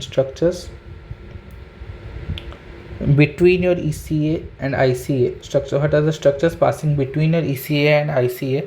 So between ECA and ICA, what are the structures? You can see here: ninth nerve, the pharyngeal branch of the 10th nerve. Okay, so the structures passing between ECA and ICA you can write. Okay, first of all, you have the ninth nerve here. You can see the pharyngeal branch of 10th nerve. Okay, and two muscles will pass through it. Okay, just let me draw a basic diagram. Okay, this is your CCA, this is your ICA and ECA. Okay, you can see the lower part of your parotid gland also. This is also a lower part of parotid gland, as well as two muscles will be seen here. Let me draw it with brown. So two muscles that will be styloglossus and stylopharyngeus. Okay, so let's say here we have, if it is not visible, let me draw it with yellow, but or pink. Don't confuse it with the nerves. Okay, so this is the styloglossus and stylopharyngeus muscle, styloglossus and your stylopharyngeus. Okay, understood? Next we will discuss about the contents of the carotid triangle. So just what you have to write in the contents. Okay, you can write the internal jugular vein. Okay, the common carotid artery. Okay, the internal carotid, external carotid, your carotid body or sinuses, and ECA, all the branches of ECA, the superior thoracic artery. Okay, your ascending pharyngeal artery, your lingual artery, facial artery, occipital artery, your carotid sheath, sympathetic chain, ansa cervicalis, 10th nerve, 11th nerve, 12th nerve.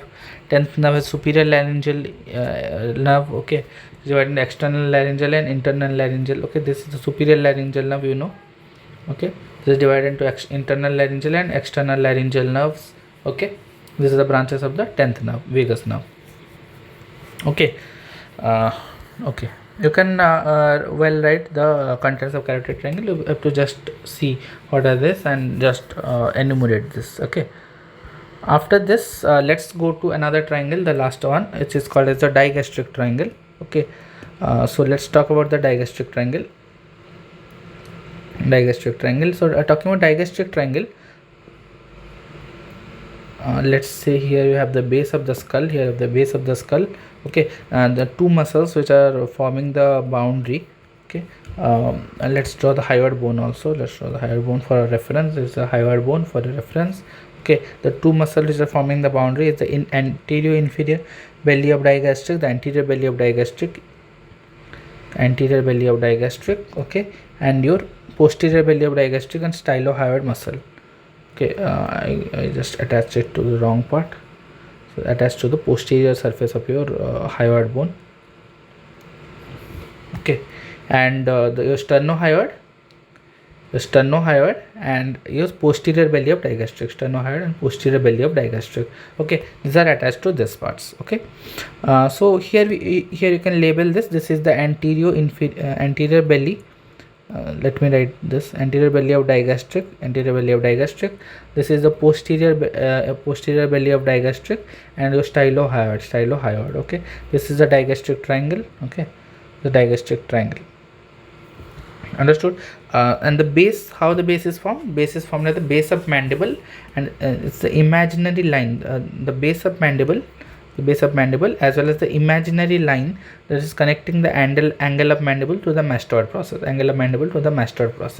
This is forming the base. Okay, so you can write the boundaries. What is the roof? Roof is again digastric triangle roof is again formed by skin, your superficial fascia, and your platysma muscle will also form platysma muscle.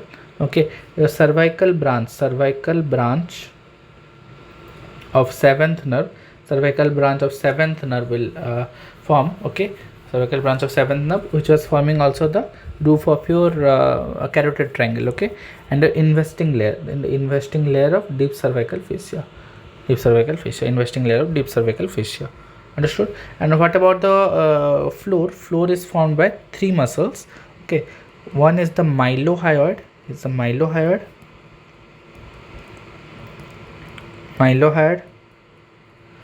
Two is the hyoglossus, and middle constrictor of pharynx. Three muscles: mylohyoid, hyoglossus, and middle constrictor. Okay, and middle constrictor.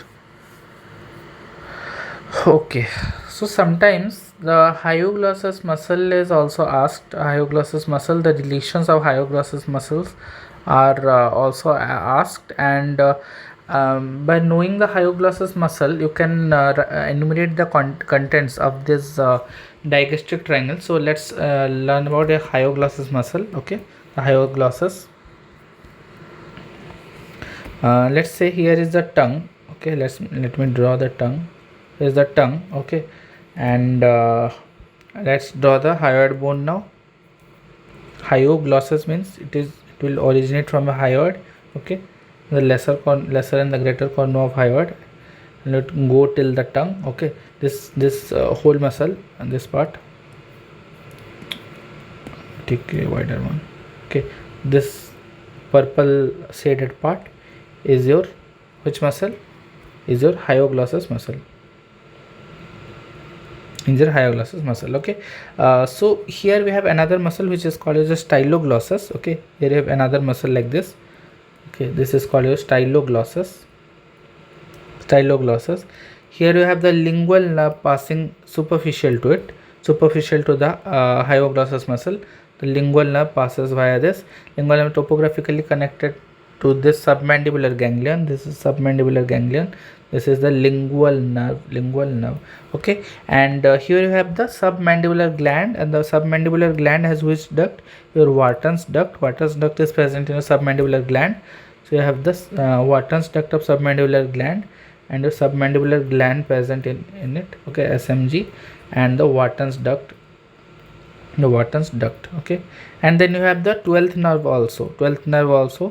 Okay, the 12th nerve also. 12th nerve also. Okay, so this is your hyoglossus muscle. What structures pass superficially to the these structures are the contents which are passing superficial to hyoglossus. Okay, what are the structures that are passing deep to the hyoglossus? So let me draw another diagram. So this is the tongue. Okay, if you don't want to draw the tongue, or you can just draw the tongue, no, that's no problem in this. Okay, and here is the hyoid bone. Let me draw it. It's white. Okay, I'm trying to maintain the color coding because you have to draw the diagrams as and when required. Okay, and here is our muscle. Here is the muscle. Okay, here is the muscle, that is our hyoglossus muscle. Okay, here's the hyoglossus muscle. So which structures pass deep is that first is the stylohyoid ligament. So styloid process must be present like this somewhere. Okay, so a ligament will come that will pass to the lesser corner of hyoid. Again, this is called the stylohyoid ligament. This is stylohyoid ligament. This will pass somewhat deep to the hyoglossus muscle. Okay, then which nerve will pass deep to it? The ninth nerve. Okay, the ninth nerve will pass deep to it. Okay, and which artery will pass deep to it? The lingual artery. The lingual artery will pass deep to it. This is the lingual artery. Okay, did you understand what are the things? Okay, so this are the structures which are passing deep. They're passing your deep to your hyoglossus muscle. Okay, deep relations. So superficial relations and deep relations. So let's think about the contents of the digastric triangle now. Contents of digastric triangle. So I have anterior part and the posterior part of the digastric triangle. So digastric triangle is anterior part and the posterior part. So anteriorly, the contents which are superficial to hyoglossus, these all are present, like superficial part of your mandibular gland, submandibular gland, your mylohyoid muscles, your mylohyoid nerve and muscles, your facial artery and vein. Okay, your 12th nerve and all. Okay, understood? Your 12th nerve and all. So for contents of digastric triangle, you can think the structure superficial to hyoglossus. Then you can for the posterior part of digastric triangle. Okay, it has three types of contents. One is the superficial content. Okay, second one is the deep contents. Okay, and last one are the deepest contents. Talking about superficial contents, deep contents, deepest contents. So superficial content, we have parotid gland and ECA. We have parotid gland and external carotid artery. Okay, these are the superficial content of a digastric triangle. Okay, superficial content. And for your deep content, you can write for deep content, you have to think of the structures between ECA and ICA. The trick is to think the structures between ECA and ICA. Okay, if you just try to relate, you can understand what I am saying. Okay, so I have no time to explain it. Deep contents, we have the styloglossus muscle. Okay, the stylopharyngeus muscle. Okay, the ninth nerve and the pharyngeal branch of 10th nerve. Okay, understood? Okay, and the deepest content will be the internal carotid artery, internal jugular vein, and the vagus nerve. Okay, which are the contents? For deepest content, you can think of your carotid sheath. Okay, think of your carotid sheath, and the contents of carotid sheath are the deepest contents of the digastric triangle. So here you complete the triangles of neck, which was a very long chapter. Okay, so it's a very long chapter, and now we'll move to another topic, which is called as a dural venous sinuses. Okay, after this topic, the dural venous sinuses are important to read. Okay, dural venous sinuses is important to read. So let's talk about the dural venous sinuses. Okay, dural venous sinuses. Dural venous sinuses. So what are dural venous sinuses? That first talking about dura mater. So dura mater is the thickest layer. Okay, so dura mater is endosteal layer and the meningeal layer. So the space between your endosteal layer and the meningeal layer, this space is filled with your dural venous sinuses. This forms a dural venous sinuses. Okay, dural venous sinuses. Okay, so we have many dural venous sinuses like your we have the dural folds present. Okay, the dural folds are present, and the dural folds contain dural venous sinuses. Okay, so we have dural folds, 4 dural folds. If we just try to retain, okay, we have falx cerebri, we have falx cerebelli, we have tentorium cerebelli, and again we have diaphragma celli.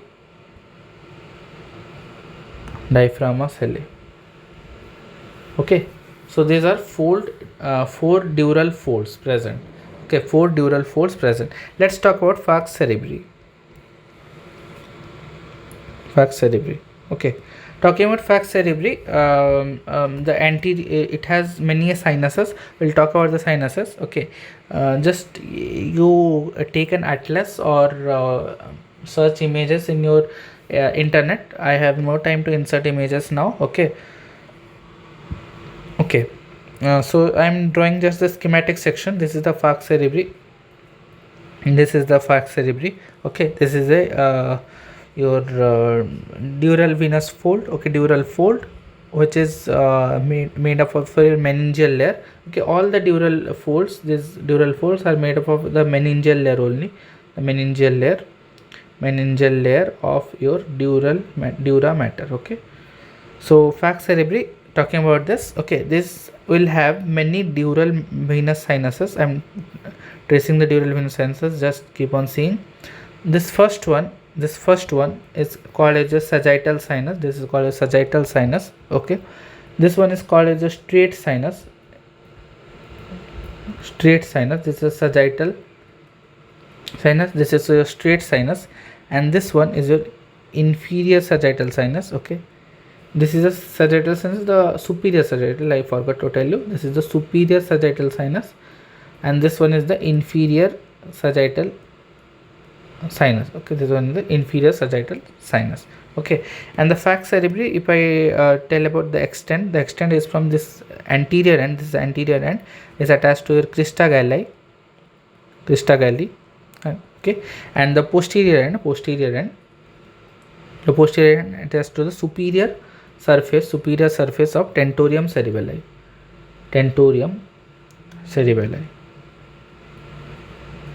The lower margin is free. Okay, and the upper margin is attached to sagittal sinus. So you have the sagittal sinus present attached to the sagittal sinus. Okay, you can see the picture of falx cerebri if you download it from in the internet. Okay, many pictures are there for clarifying and concepts. Then we have the tentorium cerebelli. This is another dural venous fold made up of a meningeal layer. So for drawing the tentorium cerebelli, okay, we are looking at the skull. We are looking at the open vault of the skull. Okay, the skull vault is open and we are seeing from superior view. Okay, we are seeing from the superior view. Okay, so you will find the clinoid process present. This are called as the anterior clinoid processes. This both. Okay, so this is the free margin which is attached, not attached to any of them. Okay, anterior clinoid processes. Okay, and these are the posterior clinoid processes. Okay, posterior clinoid processes. Understood. And here is the notch is present, which is called as the tentorial notch. So tentorial notch must be present here. Then anterolaterally we have the superior border of petrous temporal bone. Okay, superior border of the petrous temporal bone, and posterior laterally we have the transverse sinus.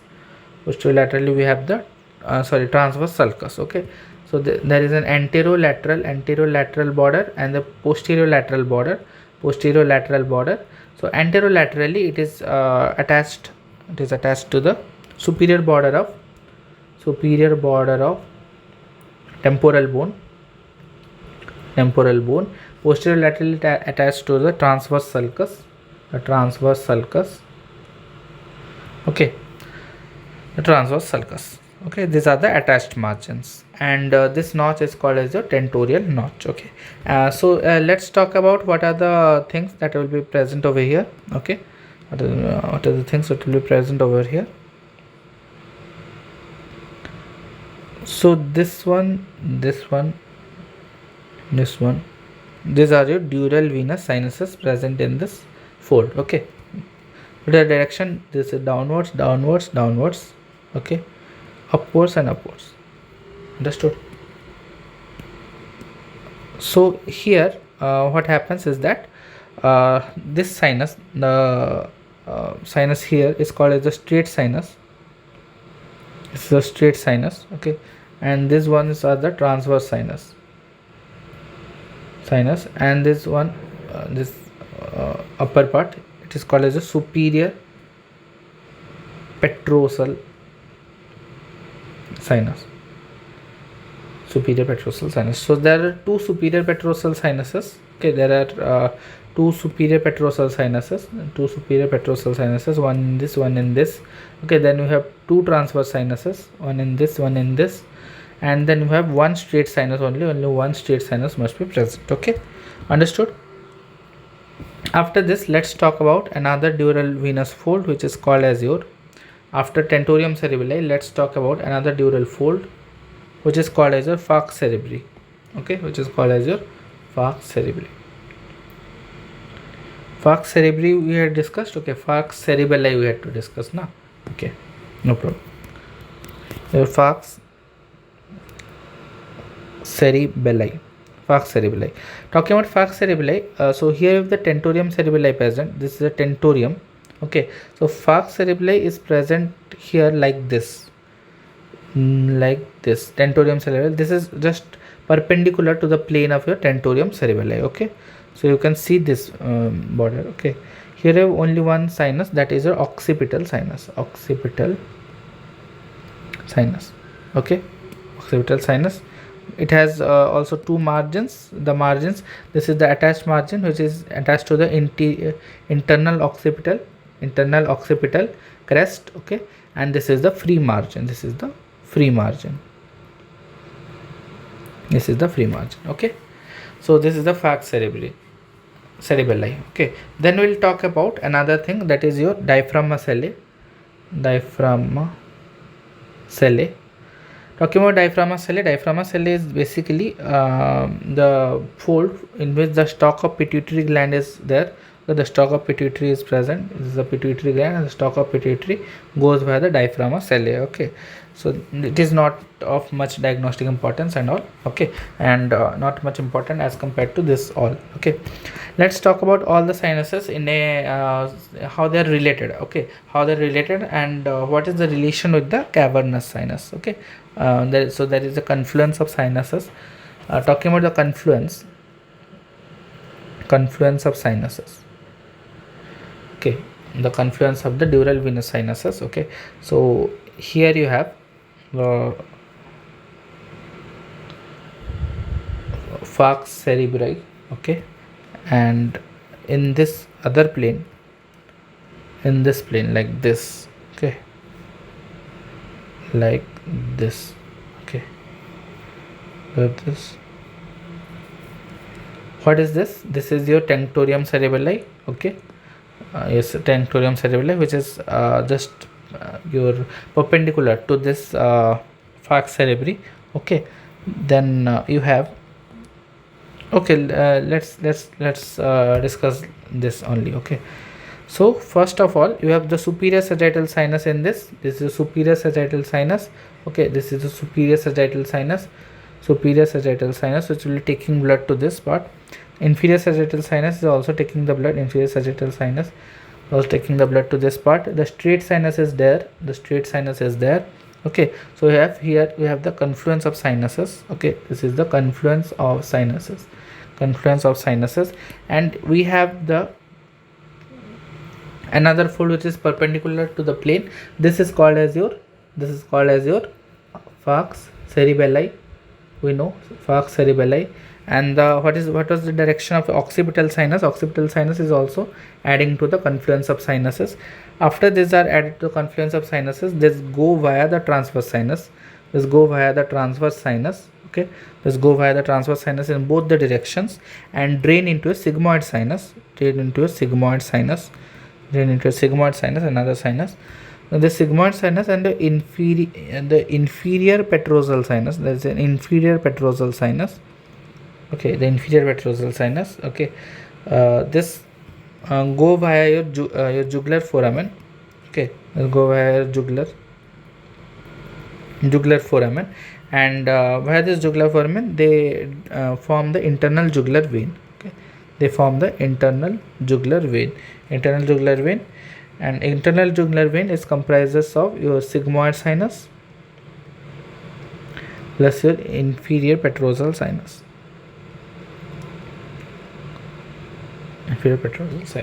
Okay, understood what is the confluence of sinuses and how they are draining into the sigmoid sinus and ultimately into an internal jugular vein. Okay, internal jugular vein. And this both, okay, now what happens is that this both, okay, this straight sinus continues at the left transverse sinus and the superior sagittal sinus continues at the right transverse sinuses. Okay, the left transverse sinus and the right transverse sinuses. Okay, which in future form the outgoing channels of your cavernous sinuses. Okay, your superior petrosal and inferior petrosal sinuses, these are the outgoing channels of your cavernous sinuses. Okay, outgoing channels of the cavernous sinuses. So if we just jump to the cavernous sinus. Okay, let's start with the cavernous sinus. Okay, let's start with the cavernous sinus.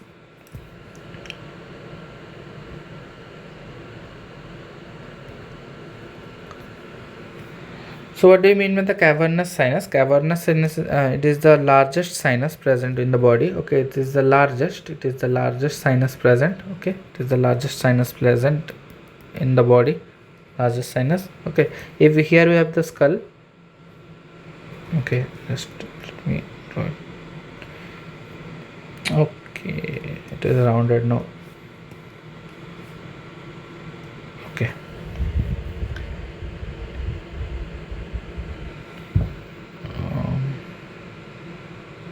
yeah, so here we can see the cavernous sinus in both the directions, in both the type. This is the cavernous sinus in left and cavernous sinus in the right. Okay, and this cavernous sinus are connected within each other by AICS and PICS. Okay, your anterior intercavernous sinus and your posterior intercavernous sinus, these are connected by AICS and PICS. Okay, so for cavernous sinus, here let's first draw easy things. So this is the foramen magnum. Present here. Okay, so here I was telling that cavernous sinus is connected by AICS and PICS. Okay, some are incoming channels of your cavernous sinus. Incoming channels. One comes from orbit. Okay, this both come from orbit. Another channel is from the brain, and another channel is from the meninges. Okay, what are the channels from the orbits? So from orbits we have superior ophthalmic vein and your inferior ophthalmic vein, and another special thing which is called as your central vein of retina also there. Okay, this is optional. Okay, not compulsory. Then we have the branches from the brain. Okay, we have superficial, middle cerebral vein and your inferior cerebral vein. Okay, these veins, middle cerebral vein and the inferior cerebral vein. Okay, and branches from your meninges. What are the branches? Your splenoparietal sinus, sinus, your splenoparietal sinus, and your middle meningeal sinus. Sphenoparietal sinus and your middle meningeal sinus. Okay, so from orbits, then from brain and from meninges. From orbits, superior ophthalmic vein, inferior ophthalmic vein, central vein of retina. From brain, superior, middle cerebral vein, inferior cerebral vein. Okay, and your from meninges, sphenoparietal sinus and middle meningeal sinus. Okay, these are your incoming channels. These are your incoming channels of your cavernous sinus. Okay, let's discuss about the outgoing channels. Okay, so from foramen magnum your straight sinus will come. Okay, and drawing it with purple or so. Let's draw it with purple. Okay, straight sinus will come, and this straight sinus, it will form the left transverse, right transverse sinus, and the left transverse sinus, right transverse and the left transverse sinus. Okay, which will form the sigmoid sinus, from the sigmoid sinus. Okay, and this sigmoid sinus will this sigmoid sinus. Okay, then we have some channels which are incoming. Okay, so from cavernous sinus, superior petrosal sinus comes. Superior petrosal sinus, and this also superior petrosal sinus. Okay, and inferior petrosal sinus,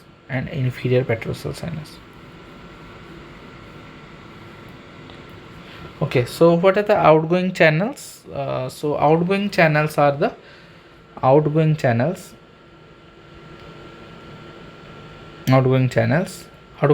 are the superior petrosal sinus, okay, and your inferior petrosal sinus, okay. Then your superior ophthalmic vein. Okay, superior ophthalmic vein actually is an emissary vein. Okay, it is actually an emissary vein, so it hasn't valves. Okay, so blood can flow in both directions. So superior ophthalmic vein is also an incoming channel as well as an outgoing channel also. Okay, so superior ophthalmic vein is maybe also an incoming channel as well as an outgoing channel. And some emissary veins, your spheroidal emissary veins,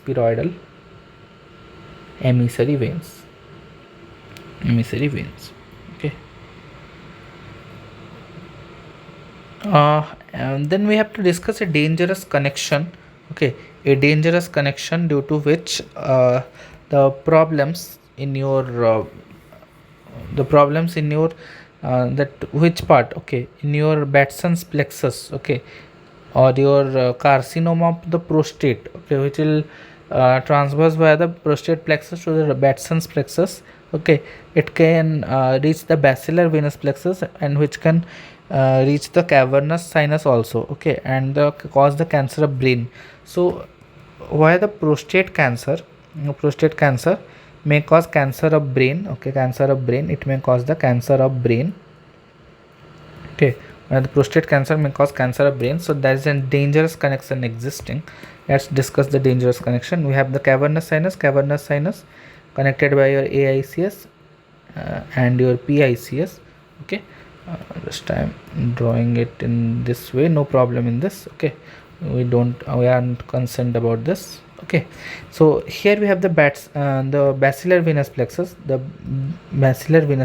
BVP, your basilar venous plexus. Okay, so this is connected via your PICS. Okay, this PICS is connected via this basilar venous plexus, and in turn this basilar venous plexus, this is connected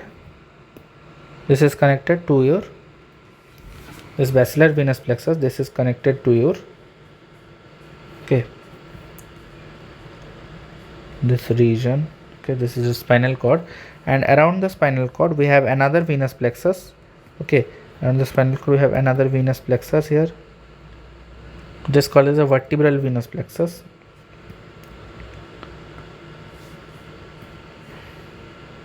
Which is called as a Batson's plexus.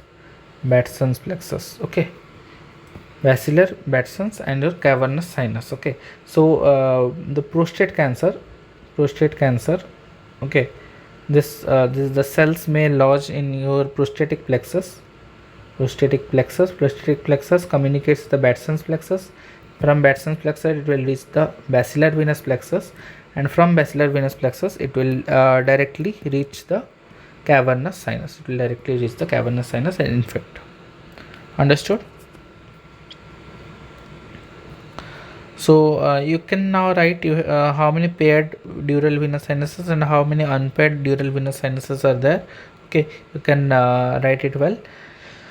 Then let's discuss the structures and relations of the cavernous sinus. Okay, let's discuss the structures and what are the relations: medial, lateral, roof, floor, what nerves are associated, what structures are inside it. Okay, and we'll discuss a clinical case also, which is your pulsating exophthalmos. Okay, so let's start with the structure.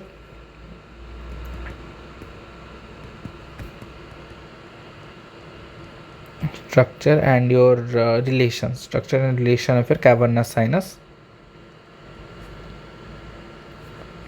Structure relation of your cavernous sinuses. Talking about this, let's draw the cavernous sinus here. Okay, so first I am drawing the pituitary gland. First, let's draw the pituitary gland. So here we have the pituitary gland. Okay, then we have the sella turcica, which is harboring the pituitary. The sphenoidal air sinuses. These are just sphenoidal air sinuses. Sphenoidal air sinuses. Okay, and again we have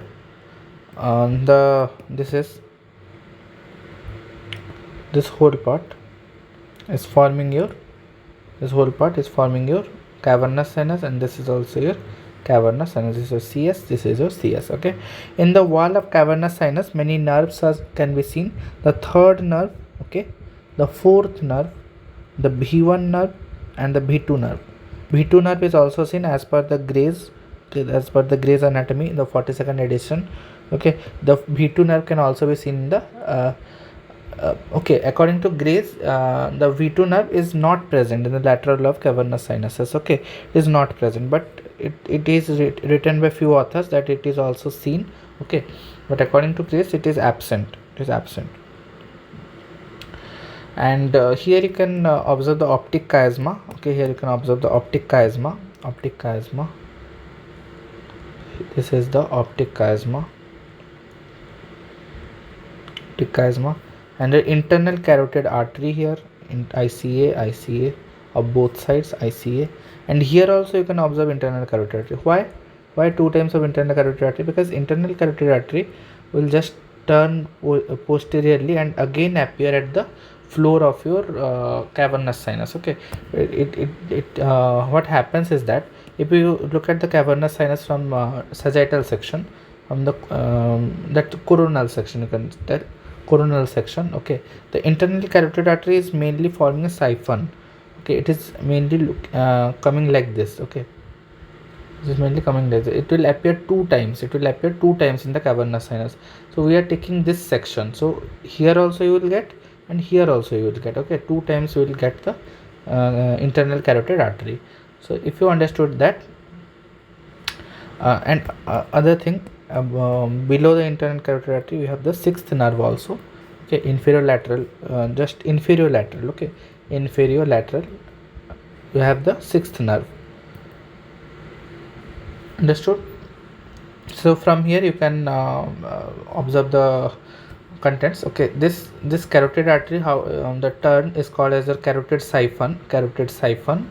Okay, what is the importance of carotid siphon is that it dampens the pulsation. It dampens the pulsation of your ICA. ICA has very strong pulsations, so to dampen it we need the carotid siphon. Okay, we need the carotid siphon. What are the relations? So we have first concerned about medial relations.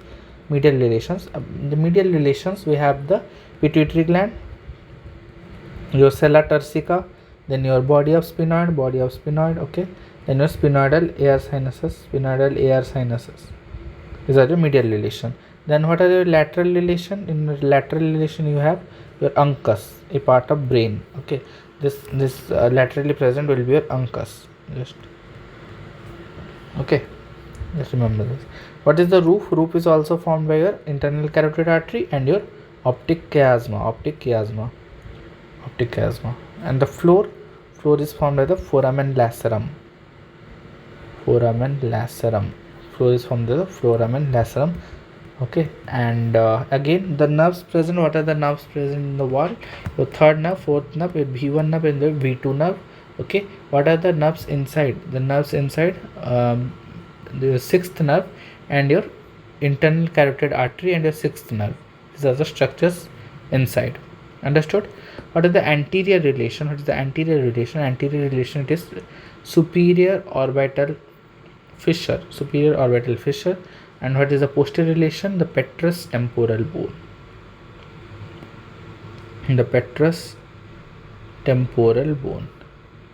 Okay.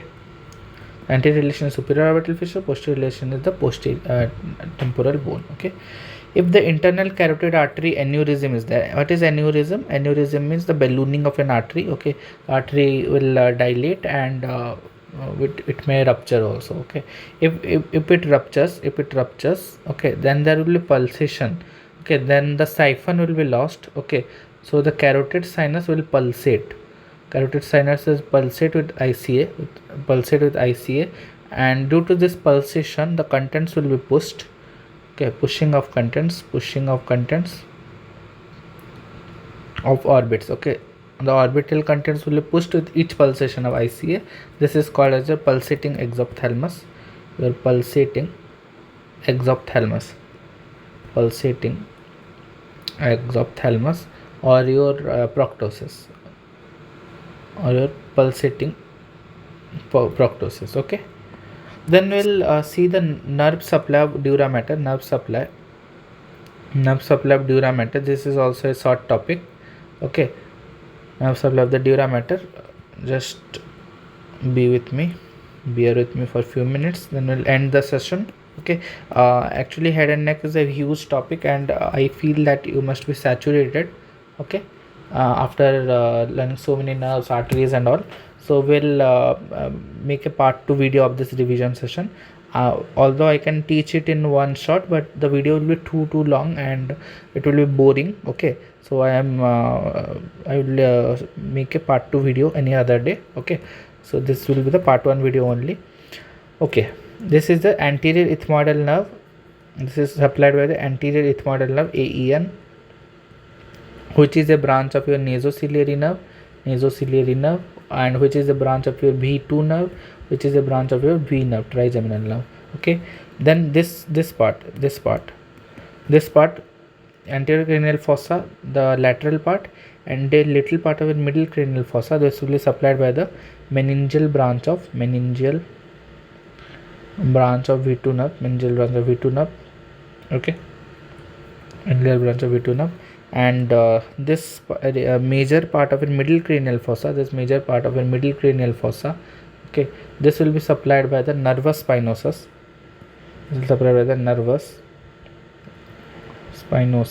Nervus spinosus was the recurring branch that was moving via your foramen spinosum. Okay, containing your middle meningeal artery and your nervus spinosus. Do you remember? It is a branch of your V3 nerve. Okay. And then this is the foramen magnum. You divide it like this. Okay, this part which is around the foramen magnum, okay, the area of posterior cranial fossa nearer to foramen magnum is supplied by the C1, C2, C3, and C3.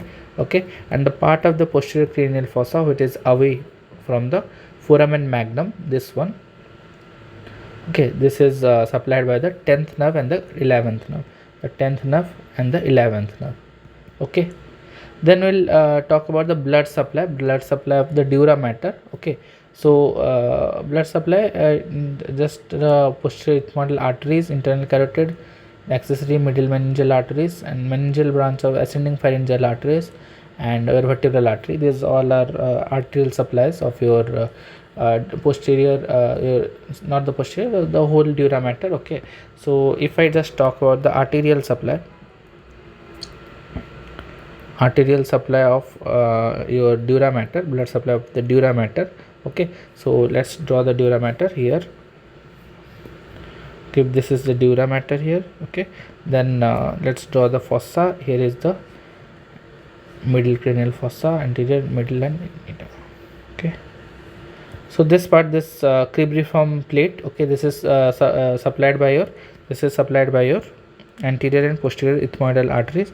Okay, this is supplied by AEN and PEN, which are branches of your V2 nerve, and V2 nerve is the branches of your B nerve, not the nerve, your ophthalmic artery, sorry, ophthalmic artery, and ophthalmic artery is a branch of your internal carotid artery.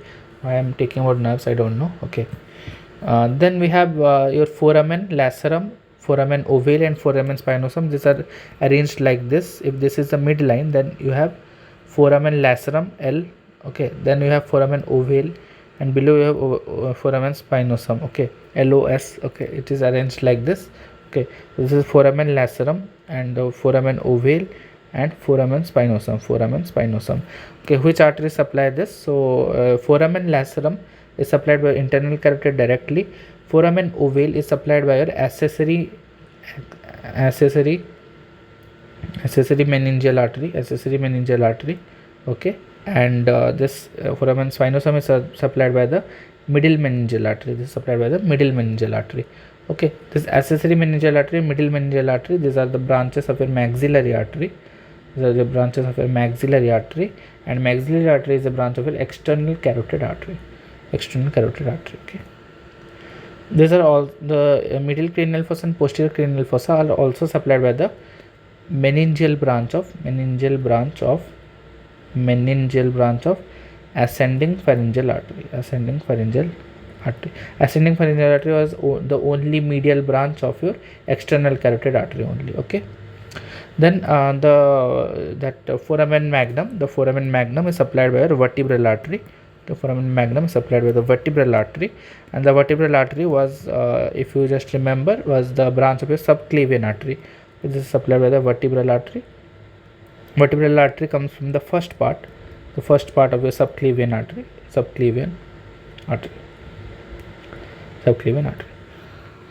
Okay, so here we complete our blood supply of your dura mater, arterial supply of the dura mater. Here we completed the nerve supply of the dura mater. This may come as short notes, so I decided to cover it. Okay, understood. So after this, let's finish the lecture here. Okay, let's finish the lecture here, because I know you don't have patience to read now, because I have covered a lot part. Okay, from the face, and we covered a deep cervical fascias, and what are the contents, what are the things that are going, and the cranial nerve nuclei, about all the cranial nerves, not all but the important ones, the clinical aspect of facial nerve in detail, the secretomotor pathways. Okay, just you go on revising the things. Okay, because in future lectures this will be importantly culminated. Okay, so you go on revising the things as I am teaching. Then we discuss about all the arteries, about the major topic, that is the major triangles of the neck.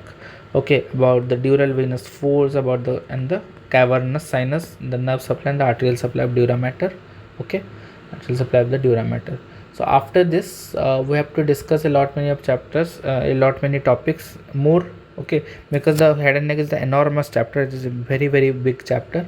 Okay, so we'll discuss other things also, like after this, let me find, we have to discuss the infratemporal fossa, we have to discuss the mandible. Okay, about the TMJ, these are short topics. Okay, and then we'll discuss the parotid gland, the nasal cavity, the thyroid gland. Okay, many glands and cavities are there. Thyroid gland. Okay, then palate, about the pharynx, about the tonsils, the palatine tonsils. Okay, then the eustachian tube, eustachian tube, about the larynx, about orbit we have to discuss the then we have to discuss the oculomotor nerve, the trochlear nerve, the abducens nerve. Okay, abducens nerve and the trochlear nerve. Okay, uh, so this is 6. Okay, then we have to discuss the tongue, ear, joints of head and neck. Okay, the suboccipital triangle, short chapters like suboccipital triangle, the cervical plexus. Okay, this is also important, cervical plexus. Okay, the lacrimal apparatus.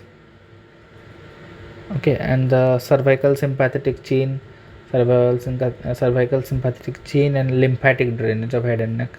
Lymphatic drainage of head and neck will cover in a in whole. Okay, so I'm not talking about lymphatics now. So these chapters, these topics also we have to cover. Okay, we cover a lot many things, but you have to cover more and more. Okay, so head and neck, this is head and neck. If I'm not like freaking out you. Okay, but this is head and neck. Okay, that's all in today's lecture. So let's meet in some other lecture in which I will try my best to cover the topics. Okay, maybe we can't cover in the next lecture also. We'll have to take the third lecture also. Okay, so no matter, we'll complete the head and neck, and please go on revising the things again and again until you get comfortable with the things, and arteries and nerves, and you don't confuse the arteries with the nerves and nerves with the arteries and veins. Okay, and you keep on drawing diagrams and practicing the diagrams so as to retain the concepts well, because you can write, once you can draw a diagram, okay, then you can explain it easily. Okay, that's on today's lecture. Thank you and good night.